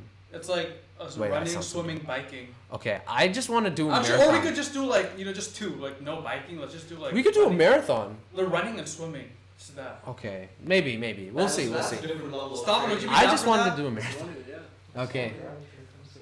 Okay. Here's the thing. You want to stay here because we're gonna finish basketball. We're gonna finish all these sports topics. Finish the sports and I'll come back. Okay. So you guys want to switch back again? Okay. No, it's great. It's great that Hiresh is back. Can everyone give a round of applause for Hiresh Jain? Woo! Yeah. So we got 2 special guests. We got a Hiresh cameo as well. and a little bit of run sports. But let's get back to basketball. The second highest topic of discussion. The Brooklyn Nets and Ben Simmons fouls out in his Nets debut. What let me see. What did we say right here? We said Ben Simmons fouled out in his first official game as a Nets. That's a typo. As a Net. He had 4 points on 2 for 3 shooting, 0 for 2 free throws, 5 rebounds, 5 assists, 6 fouls in 23 minutes. You guys take over, man. I want to hear about your Nets. This is like the Ben Simmons I know and love. Like, we all know this is Ben Simmons' 0 offensive game. When he doesn't have his defense, he fouls. He fouled out because he had to guard Zion Williamson. He's not going to elevate this team. He's not going to make a difference. In fact, he's going to make them worse because of 0 offensive game. They're going to foul them late in game situations. Yeah. I don't know what everybody's thinking, like, oh, I could fit in with the Kyrie and KD, be that glue guy. No, he's not. If things don't go wrong, he's just going to quit on his team. He passed up on an open dunk in a Game 7 of a playoff. This guy is literally a waste of 7 feet. I've never seen a guy who's so physically gifted and such a waste of talent like Ben Simmons. Literally. I've never seen an athlete like that who's like the number 1 pick, who's so talented, and yet who's so unmotivated, who doesn't work on a jump shot. You are in the NBA and you do not know how to shoot a basketball. That's insane to me. How are you like this garbage? Like, I've seen so many NBA players, they've improved, they've worked on their game over the offseason. This guy can't shoot. He struggles when the lights are bright. And you know what? He will quit on you when you really need him the most. Or even if you don't need him at all, he'll still quit on you.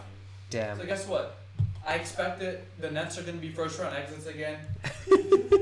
What do you agree with that? Do you agree with that sentiment? I agree with that. I've been on the Ben Simmons is incredibly overrated hype since he got drafted. I just think I liked him before. I know. I just think that when your entire skill set revolves around your passing, your supposed defense. Yeah. That's insane to me. Like, especially in today's NBA where you have no scoring ability. That's just crazy to me. And even more crazy to me is that after they had that trade, the Harden Ben Simmons trade, that there were people out there saying that Ben Simmons was have more of an impact on the Nets than James Harden would have on the Sixers, which is just unbelievably insane. I just disrespect to James Harden. First of all, and second of all, like, this is Ben Simmons. He has no 3-point shooting. His free throw percentage is atrocious. He can't score. He gets bullied by players who are bigger than him. And like you said, at what, 6'10" or something? Yeah, 6'10". Like I said, A waste of 7 feet. That's so mean. He can't jump. He's not that particularly that fast. Yeah. So, and you're sitting there, you're putting him at like what? The Nets are playing him as a guard, right? Yeah, he's like a point guard. He's a point guard. So if you're gonna be a 7-foot point guard, at least you gotta shoot. At least you gotta be able to score. Like, yeah. Give me at least 15 a game. Yes. And you get that's what he averaged in his rookie year. Like, he's become worse. How did he become worse from your rookie year? And then also, if you get 15 a game from Ben Simmons, you get 15 from him. KD will give you 20. Kyrie will give you 20. Yeah, Ben Simmons like a 15, 8 and 8 guy. Yeah, exactly. He's giving you like 7 or 6, and then like 5 and 5. He's literally become a worse Draymond Green. And not only that, he's just. I just don't think that Ben Simmons has the mental toughness to be a player in the league that can actually make a difference. Like, I see Ben Simmons as a guy that comes off the bench, and that's it for me. Like, I just think that he's incredibly overrated his entire career. Like, dude, he cares more about his fashion and like his pregame outfits than actually playing in the game. And he dumped Tinashe, bro. How are you gonna dump Tinashe? Correct. He dumped Tinashe. Really? Yeah. And he didn't Kendall Jenner. So he is a waste of time. Exactly. I agree. Yeah. That's All right. it. Fuck well, like, one sec. We got some technical difficulties because your phone died. So now there's nothing on Stavan, and your phone is dead too. So one sec. You guys keep talking about Ben Simmons, but while I fix some camera angles so that we get a better shot of Stavan. But let's talk about what should the Nets do with Ben Simmons? Should they wait it out a little bit, or just cut their losses right now? Play this 1 year, and I know it's gonna end bad, so just cut him after this year because he's not gonna do anything. Yeah, I think you gotta at least play him this year though. You gave up so much for him. Like, you gotta hope that it works out. Otherwise, which I don't think it will. But I mean, as of now, he's really good. So good luck with that. And I don't know what else to tell you, man. It's not a good situation in Brooklyn. Where when Kyrie Irving too is telling him that he's better than when Kyrie Irving is telling Steve Nash he's better than Steve Nash, that's not a good sign for them. Like, the Nets just in general have an entire team of divas. You got KD, who's like the softest player of all time. You have Kyrie, who just. I don't think we can even get. We don't even get into that. Yeah, we're gonna get censored if you even just talk about the stuff Kyrie does. Yeah, right? no, Bro, thank God Kyrie's not a topic today, because that's I like Kyrie. bro, so there much, will be Kyrie's if like, Kyrie, there's a whole okay, there are two players that will dedicate an entire topic on that we could dedicate an entire podcast on. Kyrie Irving, 2. That's number 1, and no, he's number 2. Number 1 is Russell Wilson. Oh yeah. If we get Sham Ramachandran on this show, we're having a whole episode just dedicated to Russell Wilson. So let's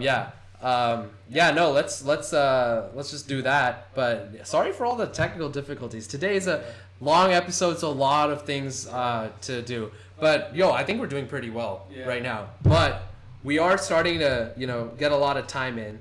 We're running on 1 hour 20 minutes now on the podcast. So let's start. Let's make the next 2 one topic. So the third highest one is Golden State extended Poole for 4 years and $140 million. And then the next post is Golden State extends Wiggins for 4 years and $109 million. So I'll ask you guys this: was extending Poole a good move? And how will that affect his dynamic with Draymond Green? I just want to say both moves were great moves, actually. You keep your core championship pieces on your team. You don't be like the Lakers and let go of throw away your championship team after 1 year. That's what you do. If you're the Warriors, you're smart. You keep your guys. You keep the guys who help you win that championship. And you keep them for a long time, because guess what? If you have these guys, you can build around them in the future, especially with Steph and Clay, and I guess Dre's going to be gone, but with Steph and Clay getting older, you build around those guys, and you keep contending for more championships. These guys are the future. Poole and Wiggins are the future of this team, and they're so important for. Sorry, give me 1 second, guys. Yeah, these guys. A lot of technical difficulties. Keep going. These guys are so important for the Warriors, and I think it's a great move. In terms of how it affects the dynamic with Draymond, I feel like, look, they're professionals. You got to play. Like, at the end of the day, like, I know, of course, like, I'm not going to fuck with you if you're, like, my guy and you punch me in the face. Like, I don't know if I'll, like, even want to talk to you for a while after that. But at the end of the day, like, you got to work through it. They're on the same team. You got to be professional about it, work through it. I think this is Draymond's last year with the Warriors. I think this really affects his chances of staying with the Warriors long term. I feel like they're extending everybody but Draymond Green. They say, Draymond's like punching the air. I feel like Draymond, I think he really wants to be a Laker. Yeah. I'm not saying this because I'm a Lakers fan. It's just because Draymond has such a tight relationship with LeBron that he's going to the Lakers. Yeah, that's what I feel like. He's like a Clutch Sports client. Yeah. Like Draymond literally like rides LeBron, like literally sucks him off so much and shit like that. Yeah. Like, literally and like metaphorically too. So, I mean, that's what it is. And yeah, I still think the Warriors are, just in general, I think the Warriors are favored to repeat. I think they're going to repeat as champions. I don't see any other team so far that's convinced me. Oh, wow. So you think Golden State's going to still win it? I think so. Maybe the Clippers could give them a tough battle, but I don't see anyone stopping them. Stavan? Got to say about this. I think, Poole and Wiggins those are both big signings for Golden State, because, like Nihar said, those guys are the future of the Warriors. Yeah. And I'm going to go out on a limb here. I'm going to be honest. I think outside of Curry, I think Poole is arguably the best player on the Warriors. I think he's taken over Clay. I love Clay, but I just think that at this point, if the Warriors had to choose between them, both of them, I think it would be Poole for sure. He's younger. He has more upside. He's a little bit more athletic than Clay at this point in his career. So. Yeah, Jordan Poole's a starter on any other team in the league except the Warriors, and so being able to keep him in the Bay and basically plug him in as the future is already so big for them, because in the next 4 years, as Curry gets older, as Clay gets older, these guys are going to retire. I could see Poole taking over that spot and being right where Curry was. He's in consideration for one of the best point guards in the game. Already. He has explosiveness. He has like the 3-point shooting. He's explosive. He has like the handles. Like Yeah. Obviously He's gonna be the face of the franchise. He will. Jordan He's Poole is gonna be the the face of the franchise. franchise Warriors. And Andrew Wiggins is the perfect supplement piece for that. Yeah. Andrew Wiggins is a great two-way player for the Warriors. He plays solid defense. He can give you 28 games in certain situations. Like to have him and Poole on the same team. And then you got guys like James Wiseman who are coming back. Those guys, the Warriors' young core is just it's amazing. And it pains me to say this that like they're just gonna be good for a long time. Like a long As a time. Lakers fan, As the Lakers going in the opposite direction, we're watching the Warriors. as we're starting Russell Westbrook and Patrick Beverley as our backcourt, while they have Steph and Clay in their backcourt with Jordan Poole. So you're saying too the Warriors are winning the finals game? I think so. I think like Nihar said, the only team in the West that can give them a run for the money is maybe the Clippers. And maybe the Pelicans too. Potentially, but Potentially. and then I'm gonna say Milwaukee too because I think Milwaukee's coming out of the East and Giannis is in my opinion the best player in the world. Like, Yeah. So if you have the best player in the world on your team, like you can never count them out. Yeah. So Mm-hmm. I'm gonna say that I think it's Bucks Warriors finals. I think Bucks the Warriors. Warriors win that in 6. I think that's gonna be. So Warriors in 6. Wow. Yeah, I still think Warriors repeat. Yeah. Okay. Champions. Any concerns about how Golden State's handling their cap space? No. Not really. No. Just pay the luxury tax. They're rich. I mean, they got the money. Yeah. Yeah, for sure. No, that's good. All right. Just shout out to Hiresh, bro. He's like becoming our unofficial cameraman for. Thank you, Hiresh. He's like handling all the difficulties. We lost a camera, and then Hiresh got the camera back online. S90.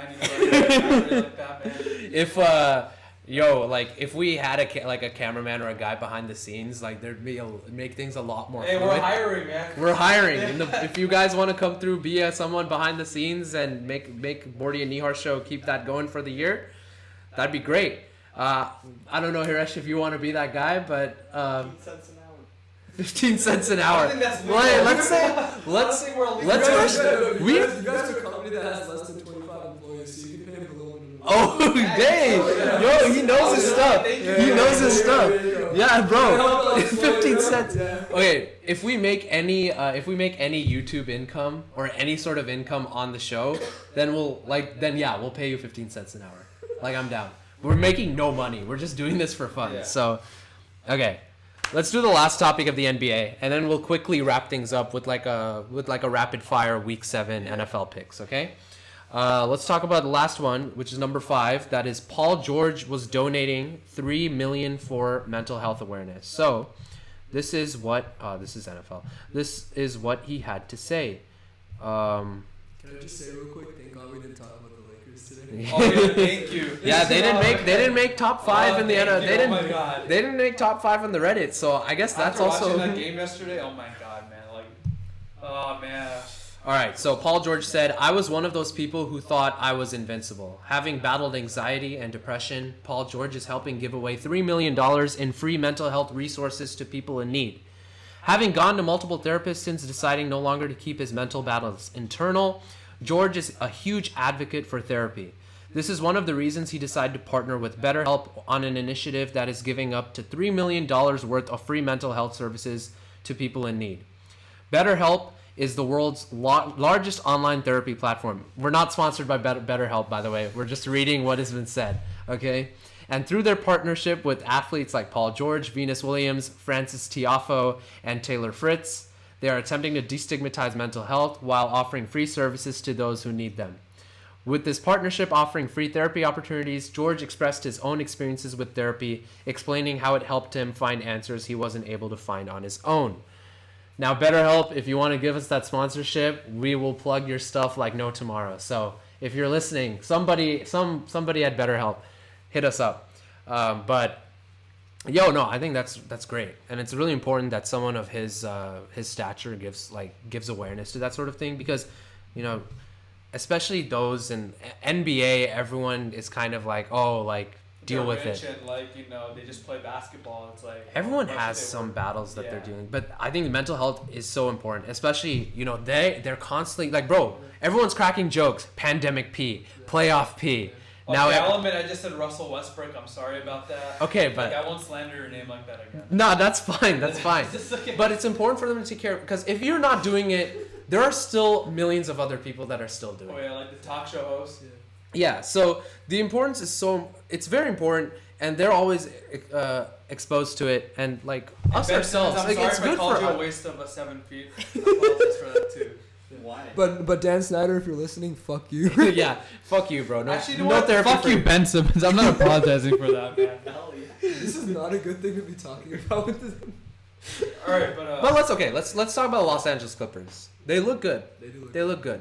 What do we think? If we're giving a preview for the Clippers, what are we expecting? I like them Western Conference Finals. Yeah, I like that. I think honestly, like I think that the Western Conference Finals between the Clippers and Warriors is going to be a better like series in the finals. 7-game series. For sure. And I 100%. think it'll be way more entertaining than any team that comes out of the East against either of those teams. I think that's going to be like the real NBA Finals basically. Because I think if the Clippers win that series, I think they'll be Milwaukee too, or whoever comes out of the East. So I like the Clippers though. I mean. It's like John Wall, he looks good too. He's been hurt so much. I can't believe the Lakers didn't trade for him, man. Kawhi Leonard, he's just a robot. I mean, he just comes out. The claw. The claw just leaves, does his thing. PG looks good too. And then forget that they got shooters. Luke Kennard, they got Norman Reggie Powell, Jackson, Norman Powell, Robert Covington. Yeah, exactly. Like They got shooters, man. They got Nick shooters. And Batum. then on top of that, they got like Tyronn Lue has really shown Yeah. people why he's a coach in the NBA. I mean, Yeah. if you look at the Clippers from last year, they were a playing team and they almost won that with like absolutely nobody playing. Yeah. So I mean, yeah, I like them this year. I mean, even if it pains me as a Lakers fan to say, I think they're as of right now much better LA team than the Lakers. They didn't even have their best game yesterday. Exactly. Like nobody And scored more Kawhi- than 15 points. And Kawhi didn't even play Yeah, full. they had 12 more Yeah. turnovers than the Lakers, and Yeah. they still won by 6. Yeah. Like if they just Kawhi gets healthy, Mhm. if their offense starts clicking, and they're not careless with the ball, like Yeah, there's no Oh, reason. man. There's no reason, and they might be like one team apart from Golden State that actually can match them in terms of depth. yeah. They got insane depth on that team. Yeah. Do you think the respect for Paul George has definitely increased this season compared to the pandemic season, the bubble? I think- it's only been 2 games. I so think far. it's an increase when he helped them lead them to the Western Conference Finals with Kawhi down. Yeah. I think Paul George stepped up in that moment, also winning 2 games against Phoenix. Yeah. A lot of people So- clowned him, right? After Playoff that P. pandemic, yeah, but Yeah. he showed. Mhm. But I still got to see more of that though. Yeah. That's great. Yeah, definitely. No, I'm glad. I'm glad the Clippers are doing well because, I always feel like they're always overshadowed by the Lakers. So this is really their chance to really, step out of that and Some fans. get some fans. You went to a Clippers game? Yeah, I did You went go to a Clippers game? It was a Clippers Warriors playoff game. Yeah. The tickets were cheaper than a regular season game for any other team. Oh my God. That's sad. But yeah, no, I'm glad Clippers are doing it.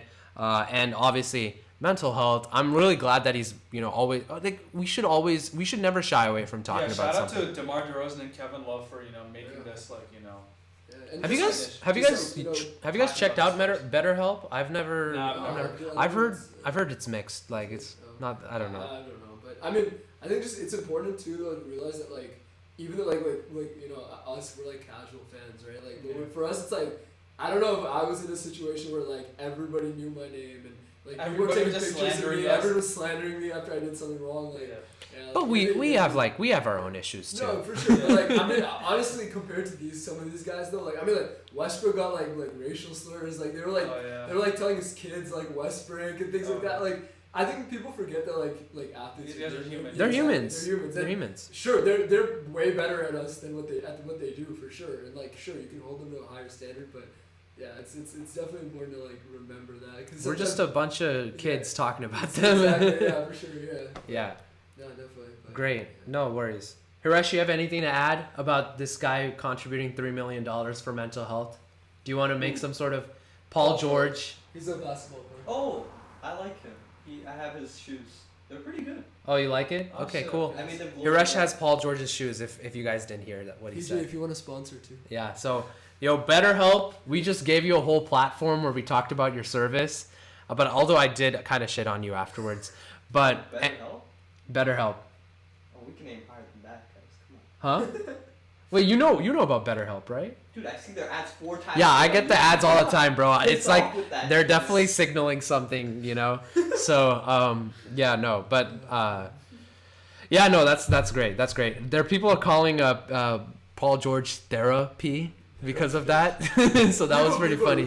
People are so funny. So therapy. Shout out to therapy. Pandemic P. Shout out to Paul George. Pushing P. Pushing P. The real one. First one. Okay, let's start finishing things up with NFL picks for Week 7. Rapid fire. Rapid fire. We'll not try to talk about it too long. We're at 1 hour 40 minutes now with the podcast. So, this is definitely our longest podcast. But let's go ahead into it. We talked about the Cardinals, how they dominated the New Orleans Saints 42-34 final. Arizona was favored by 1.5 points, and they went over. Yeah. No, that's the under. Yeah. Yeah, it's an under. No. What am I saying? Yeah. Because they went over. Okay, let's talk about the next game. We'll talk about Browns at Ravens. I'm going Baltimore Ravens. Ravens. We're going Ravens. I'm going Ravens too. Ravens are favored by 6.5. I think this is a good game. And I think it'll be a close game, but it's in Baltimore, so that's why they have the chance. Yeah. All right, let's talk about... We don't need to talk about this. Buccaneers at Panthers. I'm going upset Panthers. I'm just kidding, man. Bucks. Yeah, Bucks better win Bucks this by game, a man. mile. Bucks by a mile. Tom Brady sacrificed his whole marriage just to play football. I mean, Just to lose to Kenny. Just so, yeah. Yeah. You gotta win. Yeah.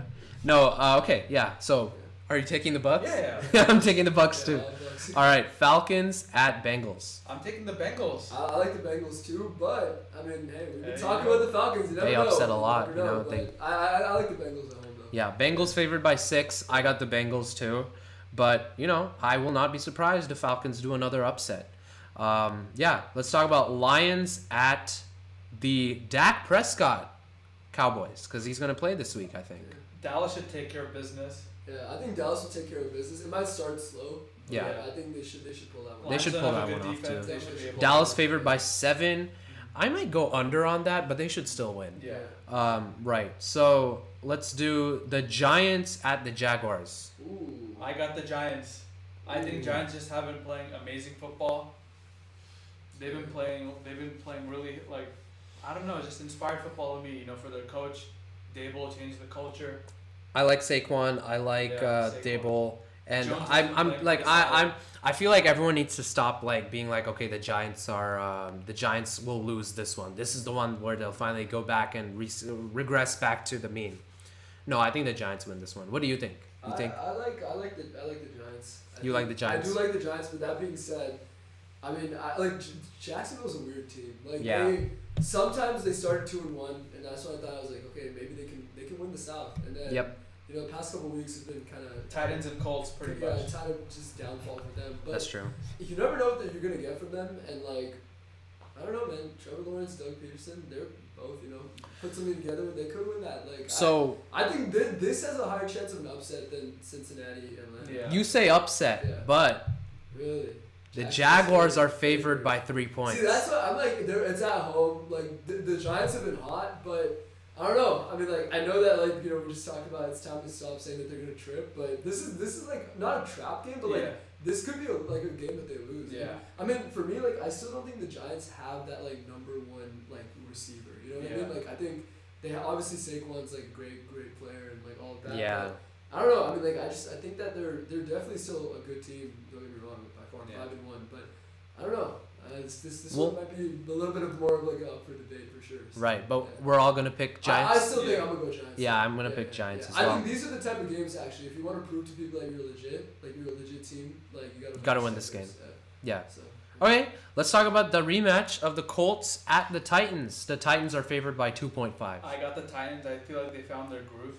After that ugly loss to Buffalo, I think they won 3 or 4 straight. Who did the Titans play last week? They played the Commanders. And It was the interception at the 1 yard line. Yeah, they barely won that. They game. barely won But that they game. beat the Colts the previous week in Indianapolis. I'm going Indy. I'm gonna take the Colts. I'm also going I think Colts. that win against Jacksonville, we finally saw vintage Matt Matt Ryan. Ryan when he threw 356 yards, Yeah. 3 touchdowns. The Colts, I think I was high on them too at the beginning of the year. I think that there's still a good chance that they should win this division. They have such a solid team. Matt Ryan still can throw the ball, so I think they definitely need to win this game if they want to win the. It's gonna be tough to win their division without winning. Yeah. this No, a game. lot of yeah. I like Indy. I like Indy Yeah. on the road. Okay, A lot I of- respect that though. No, a lot of growing pains with the Colts This is with like the a first. pick'em type of Pick game. him for sure. Yeah. Yeah, the Tennessee's favored by 2.5. They're at home. Tennessee's at home. I got the Colts. I just think they need to split. I Like think so they too. should Yeah, split. They have to split. if They should want to split. win it. And the Colts were going through a lot of growing pains early in the season. I think beating the Broncos helped them get back into a groove.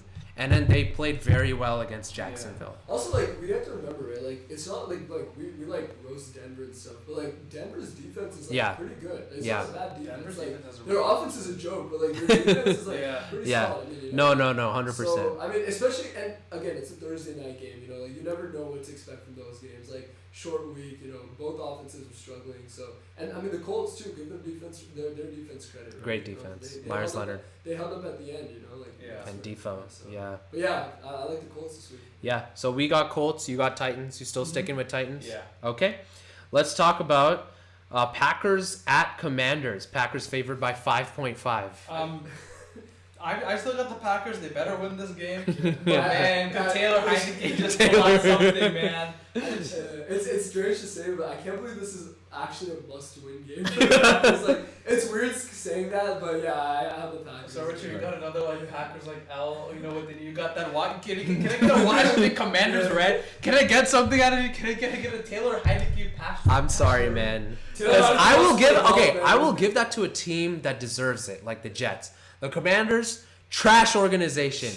Fuck Dan Snyder, bruh. So. Yeah, I got the Packers. So yeah, let's go get Green Bay over this. So I want the Commanders to keep sucking until Dan Snyder's out of there. So Alright, pause on that, but yeah. oh, Yeah, pause. my bad. It's okay. Keep struggling and keep underperforming until Dan Snyder's out of there. Pause. You're right, bro. Pause moment.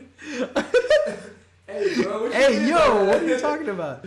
Okay, let's talk about this next game. The Jets, my favorite AFC team. Yeah, my favorite AFC team. It's no longer the Browns. I'm sorry, guys. I'm sorry, Cleveland, guys. It's no longer the Browns. My favorite team is the Jets at the Broncos, especially when the Jets... Bro, if I put money on that game, Yeah, I would have got yeah, so much money. Yeah. But yeah, the Jets at the Broncos. But the Broncos are favored by 1 point. It's Yeah, in that Denver. means the Jets are gonna win. I have no faith in the Broncos anymore. You will not convince me. You will not get a rant out of me saying, "Oh, Russell Wilson's gonna get it done this time, man." Man. Like this is not the last of Russell. You really Wilson tried. that you see. You really tried convincing the audience after that with that Chargers pick. You were like, "I promise the Broncos are gonna get things back." Oh, there was a history that Peyton Manning turned Yeah. things around as well. No more. Like the Jets are winning. Russell Wilson may not even play on Sunday because of his hamstring injury. But regardless, like even with Russell Wilson healthy, they're not gonna win this game. Yeah, You know what? Congrats to the Jets on a really good season so far. And you know it's gonna keep going. yeah, Yeah, I like Jets are that. I winning. like that. What do you Yeah, think? Jets are You winning. Yeah, I'm taking the Jets. Like the Giants game this week. I think this is one of those games like again, like the Broncos offense terrible, but the Broncos defense is no joke. So yeah, they are. and the they're it's on the road too. So yeah. if No, the Jets, for the Jets. if the Jets win this game, Mile then, high. Yeah, if the Jets win this game, then I'll be like, this is again one of those games that if they're not a legit team, they might drop. You know. Yeah. Especially if Wilson plays. You know. Like, Yeah. yeah. Obviously, like you know. Wilson v. Wilson. Yeah. Yeah. Yeah. So, gonna be a good game. I want the Jets to win. I'm picking the Jets. Yeah, no, that defense. You're right. That defense is nothing to sneeze at. Yeah. And this is really the test for the Jets to be like, if they win this, then they are for real a playoff Yeah, team. I like them. What they're gonna be sitting at 5-2. Yeah. 5-2. All right, let's go. Texans at Raiders. Raiders by 7. Our Raiders should win this. Raiders like, is a must win for the Raiders. They need to win What, this. they're 1-5. 1-4. 1-4. Yeah, But yeah. yo, they let's. got this. I believe in Carr. I think so Adams too. turning And this around. one thing about the Raiders too is that like them like the Ravens like their record doesn't like reflect on what They're so close. They're yeah. So they- many the close Chiefs games. Game, the Cardinals, you flip that and all of a sudden what they're 3-3. Yeah. They're like, yeah. Actually no wait no they're 4-2. Yeah, they they're choked 4-2. the Cardinals Yeah. game. And then They beat the but Chiefs. They could even beat the Chargers. Yeah.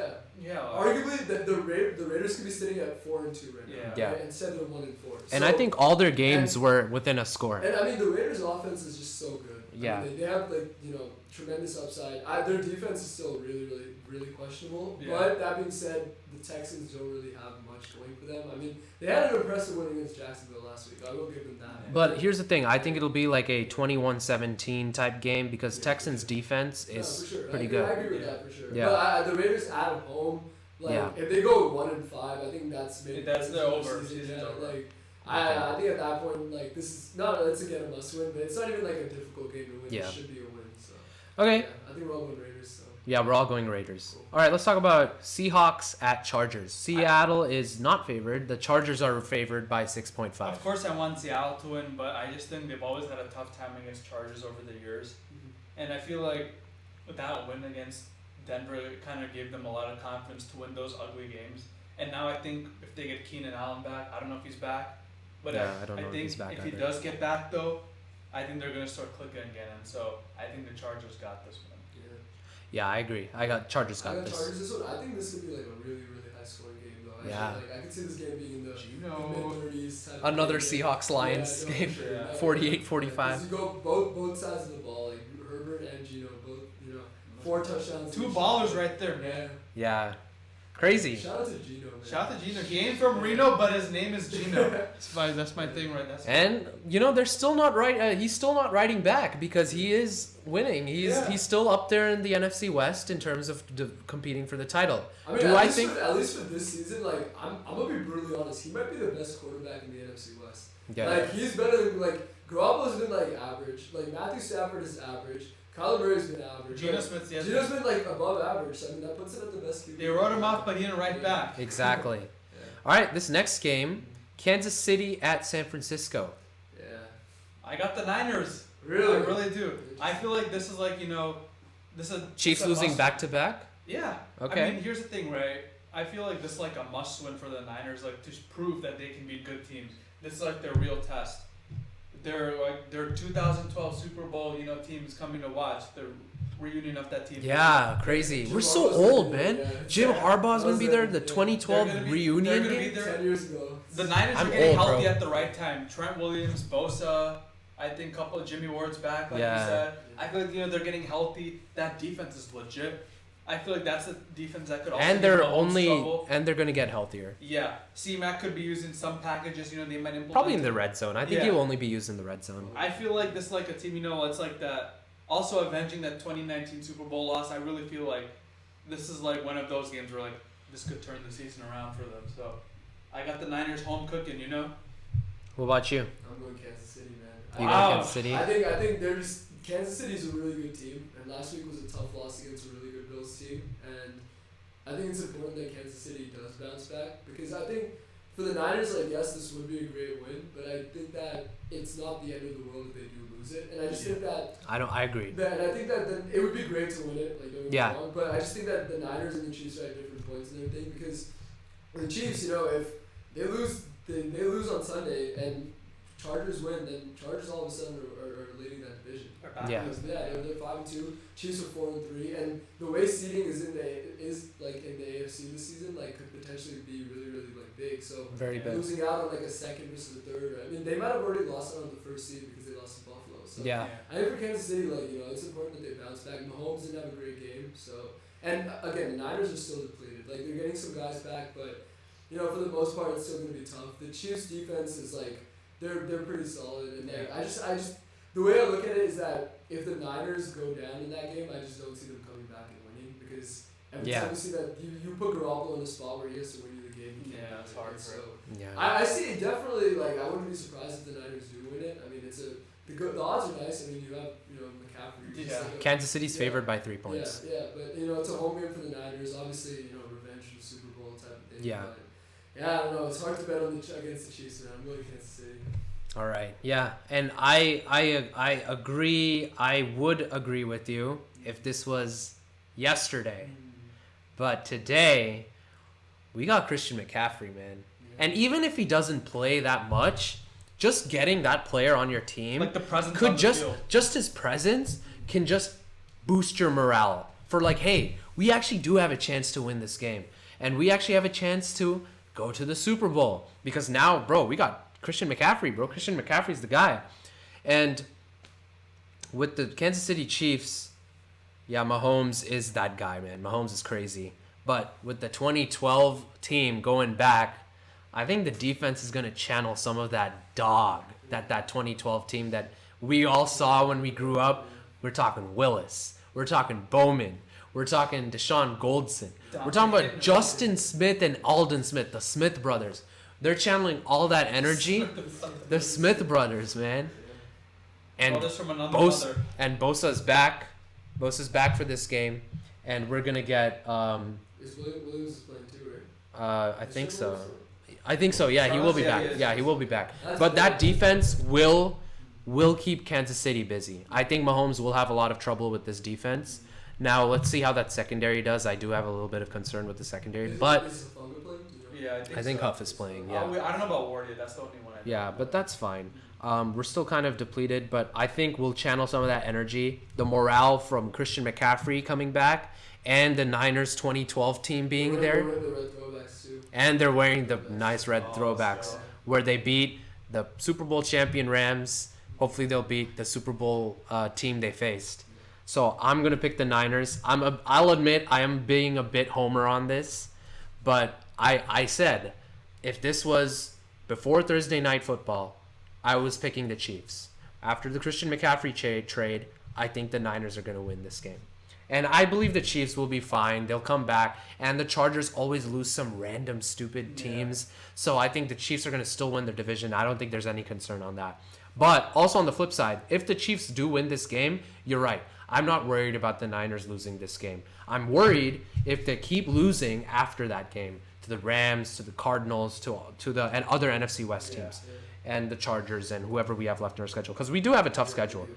But if we win this game, we're going to cement ourselves as a Super Bowl contender, and I think we'll do it. We will do it. This would be a great game to statement game for sure. Big statement game. I love it. I'll love it if we do it. But we'll see. But I got the Niners, a bit of a homer pick right there. Let's talk about the last two. Let's talk about Sunday night. Kind of a random Sunday night. We got Pittsburgh at Miami. I got Tua's the Dolphins. Yeah, Tua's back. Miami's favored by 7 points. I think they really missed Tua. Their offense has been so stagnant without him. Yeah. I feel like he just adds that element to their offense, that explosiveness. Yeah. I think this is something they need really bad. Tyreek Hill has been balling regardless of whoever is the quarterback. He just goes crazy no matter what. And I think being at home, I think this 3-game losing streak's been hurting them. And against a team like the Steelers, who's also injury prone and all that, they down a lot of main guys. I think Dolphins get their win. Yeah, what do you think? Miami too. They're at home, and it's weird because this game could have been actually a way more interesting, intriguing game if the Steelers were a little bit better. Because coming into the season, people said that Pittsburgh was still gonna kind of hang around there, maybe right around 3-3 at this point. Yeah. But yeah, they've unfortunately not had a great season. But I mean, they did win. They beat Tampa. Yeah, they're 2-4. Their defense is nothing to joke about. I mean, exactly. They got great guys, even without the presence of TJ Watt. I mean, they got that one linebacker who leads the league in sacks. I mean, I think it's Highsmith or something. And then Highsmith. And obviously Minka Fitzpatrick is there. Yeah. So, and I mean, Mike Tomlin is such a great defensive coach. So I mean, this could potentially be a good game, but I'm going Miami home for sure. Okay. Yeah, like that. So, I am picking an upset here. I think the Steelers are going to win this game. Now, here's why. The Steelers are fresh off a Buccaneers victory. That is huge. That was a huge win for them, and you're right. That was don't joke about their defense. Their defense is legit, even though TJ Watt's still out. They should make this a very, very competitive game. I can see Miami do win this game, but Tua is going to have some growing pains going back into the lineup after legit having that fencing response and that concussion. That is nothing to joke about. That is something very serious, and Tua needs to really take care of himself. And I think just all those fears about the Dolphins are going to come into light in this game. The Steelers have a great defense. They're going to get to Tua. And I think that is potentially something that is going to hamper the Dolphins offense a lot. But I love the Dolphins offense. I really do want to see them in the playoffs. They got Tyreek Hill and Waddle. I love that dynamic duo. It's a great duo. But I'm going to go upset here, and I'm going to go with Steelers. Yeah, I mean, this is an important game for Miami, though, because, all of a sudden, the Jets are good, too. I mean, yeah. That's that Miami should, if they get healthy, should be, a wildcard team. I mean, yeah. There's no reason why, not to. But now that the Jets are good, you got, the AFC West, potentially the Raiders can come back. Yeah. The Chargers are going to win. Between the Chiefs and Chargers, one of them is going to be a wildcard team. So they need to like keep pace in that like wild card push. And, They like, do. If they drop a game like this, like that could potentially Be really trouble, upset. yeah. Yeah, like, be 4 trouble. straight losses, like that'd be bad. And they were 3-0, right? People were saying they're the best team in the AFC. And now, Yeah, they were. Now people are like, I doubt Miami's making the playoffs. So. And I think that all happened because of Tua's For injury. sure, no, that's what I'm saying. It's important now that he's back that they show people that like, yes, it was Tua, we're still like a team to be like. Yeah, but I just anticipate Tua's not gonna just. He's not. I don't think he's gonna just come back and be like, yeah, I'm gonna leave off like nothing happened. I think there will be some issues with him coming back. So that's why I think Steelers are gonna get this. But hey, Miami plays. Who did they play next? They play the Lions. Yeah, they should win that one. So, let's finish it off with Monday night. We got the Justin Fields. What a great team, the Chicago Bears, going to the Bailey Zappi quarterback controversy in New England. Yeah. The Bailey Zappi New England Patriots. Patriots. Patriots at home. Patriots. Easy. I'm gonna. We're all taking. Bro, we don't need to talk about this. Bailey Zappi. He's a truth. He's him. So let's not waste any time talking about the Bears because they're useless. Are we going to see Mac Jones be benched for the rest of the season? I don't think so. You don't think so? I think that Mac Jones, like we joke about it, but I think that Mac Jones is still definitely a better quarterback than Bailey Zappi. I mean, Zappi's had a great couple of games, but it's definitely the factor, like the element of surprise. Like you have no idea. If they get like maybe some film on Zappi. Because when they his scheme had for no idea. They had no idea how to play him. Yeah, that's true. And despite all that, he's been playing great. Like And New England has a great defense too. Credit to him, but Belichick. Mac Jones is like he's like a decent quarterback. Yeah. I mean, you can't like I It just makes too Pro many Bowler. mistakes. I would put him as like anything like he's not like bad. He's in that. I think he's in that Dak Prescott and that like maybe not Derek Carr level, but like he's in that like middle pack Jimmy Garoppolo, that type of like caliber, like anywhere from like 12 to 15. That's where I put him. Yeah. So I mean, if you have a quarterback of that caliber, like you're not gonna bench him. Like it's. But it's Belichick, man. That You guy's never know. super You unorthodox. never know, but I mean, this should be a cakewalk game for the Patriots. So, Yeah. for sure. I can't believe this is a Monday night football game. Like, I don't know who does the scheduling. And the Sunday night NFL. football games also. Yeah, Bro, you could have done Niners Chiefs. Yeah, I don't That know could have been who- Sunday I don't night. know who does the scheduling for the NFL, but fire them. I'm sorry, man. It's not good. You gave us This the week's kinda- Commanders and Bears on Thursday night, and now you put the Bears on Monday night. Like nobody wants to watch the Chicago Bears. Like seriously, like or what was the game before that? Like the Broncos. Broncos Colts. No, that game on paper was supposed to be a good game. Yeah, but I mean, But yeah, it ended up being a garbage game when we actually watched it. Also, it's not even that was the game on Thursday night. It's the fact that like they were like how many games they played? Like what 5 games so far, right? The Broncos. Yeah. Which one? The Broncos played like 6 games, right? That was their fifth game. Yeah, that was their 5th primetime game, right? No, like their third or fourth. Third, fourth, right? That is like over half of their games that they played so far have been Primetime. Like, Yeah. Like, doesn't matter what team it is, like, you don't want to keep giving the same team primetime. Yeah. The schedule makers probably thought because Russ usually tends to be hot in the beginning of the And season. now it's going to be Rams and Broncos on Christmas, Yeah. too. That's gonna Yeah. be such a terrible But game. that's not for a while. Yeah. So, yeah. Help again. Oh, dude. But that's great. No, that's our week 7 picks. That's who we think. Stavan, thank you for coming on the show as our first ever special Thank you guest. for having me. Thank Yeah, you. no, bro. Yeah. It was great to Sure. understand a little bit about what life's like in DC. We talked a little bit about international policy. This man asked some intellectually Hey, man, stimulating you know, questions. I read a Well, you lot. gotta come to class with me one day. I will. Yeah. Yeah, fly to Go to DC. yeah. We'll see.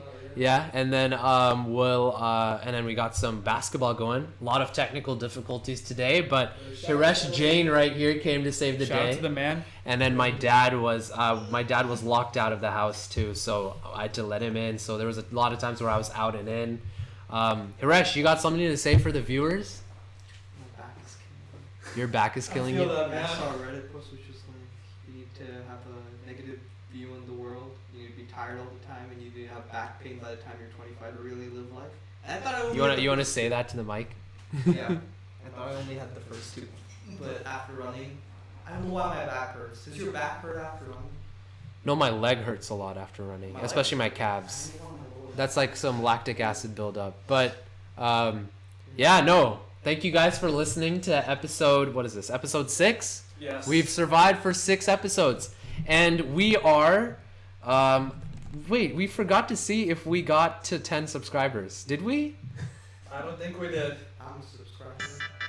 Oh, We're still at 8, We're man. still at 8 subscribers. So those watching, if you're not subscribed, subscribe. Because this was not our 10 subscriber special. So subscribe to the Borty and Nihar Whoever's Show. our 10 subscriber, I promise we got something special for you guys. Follow the Instagram.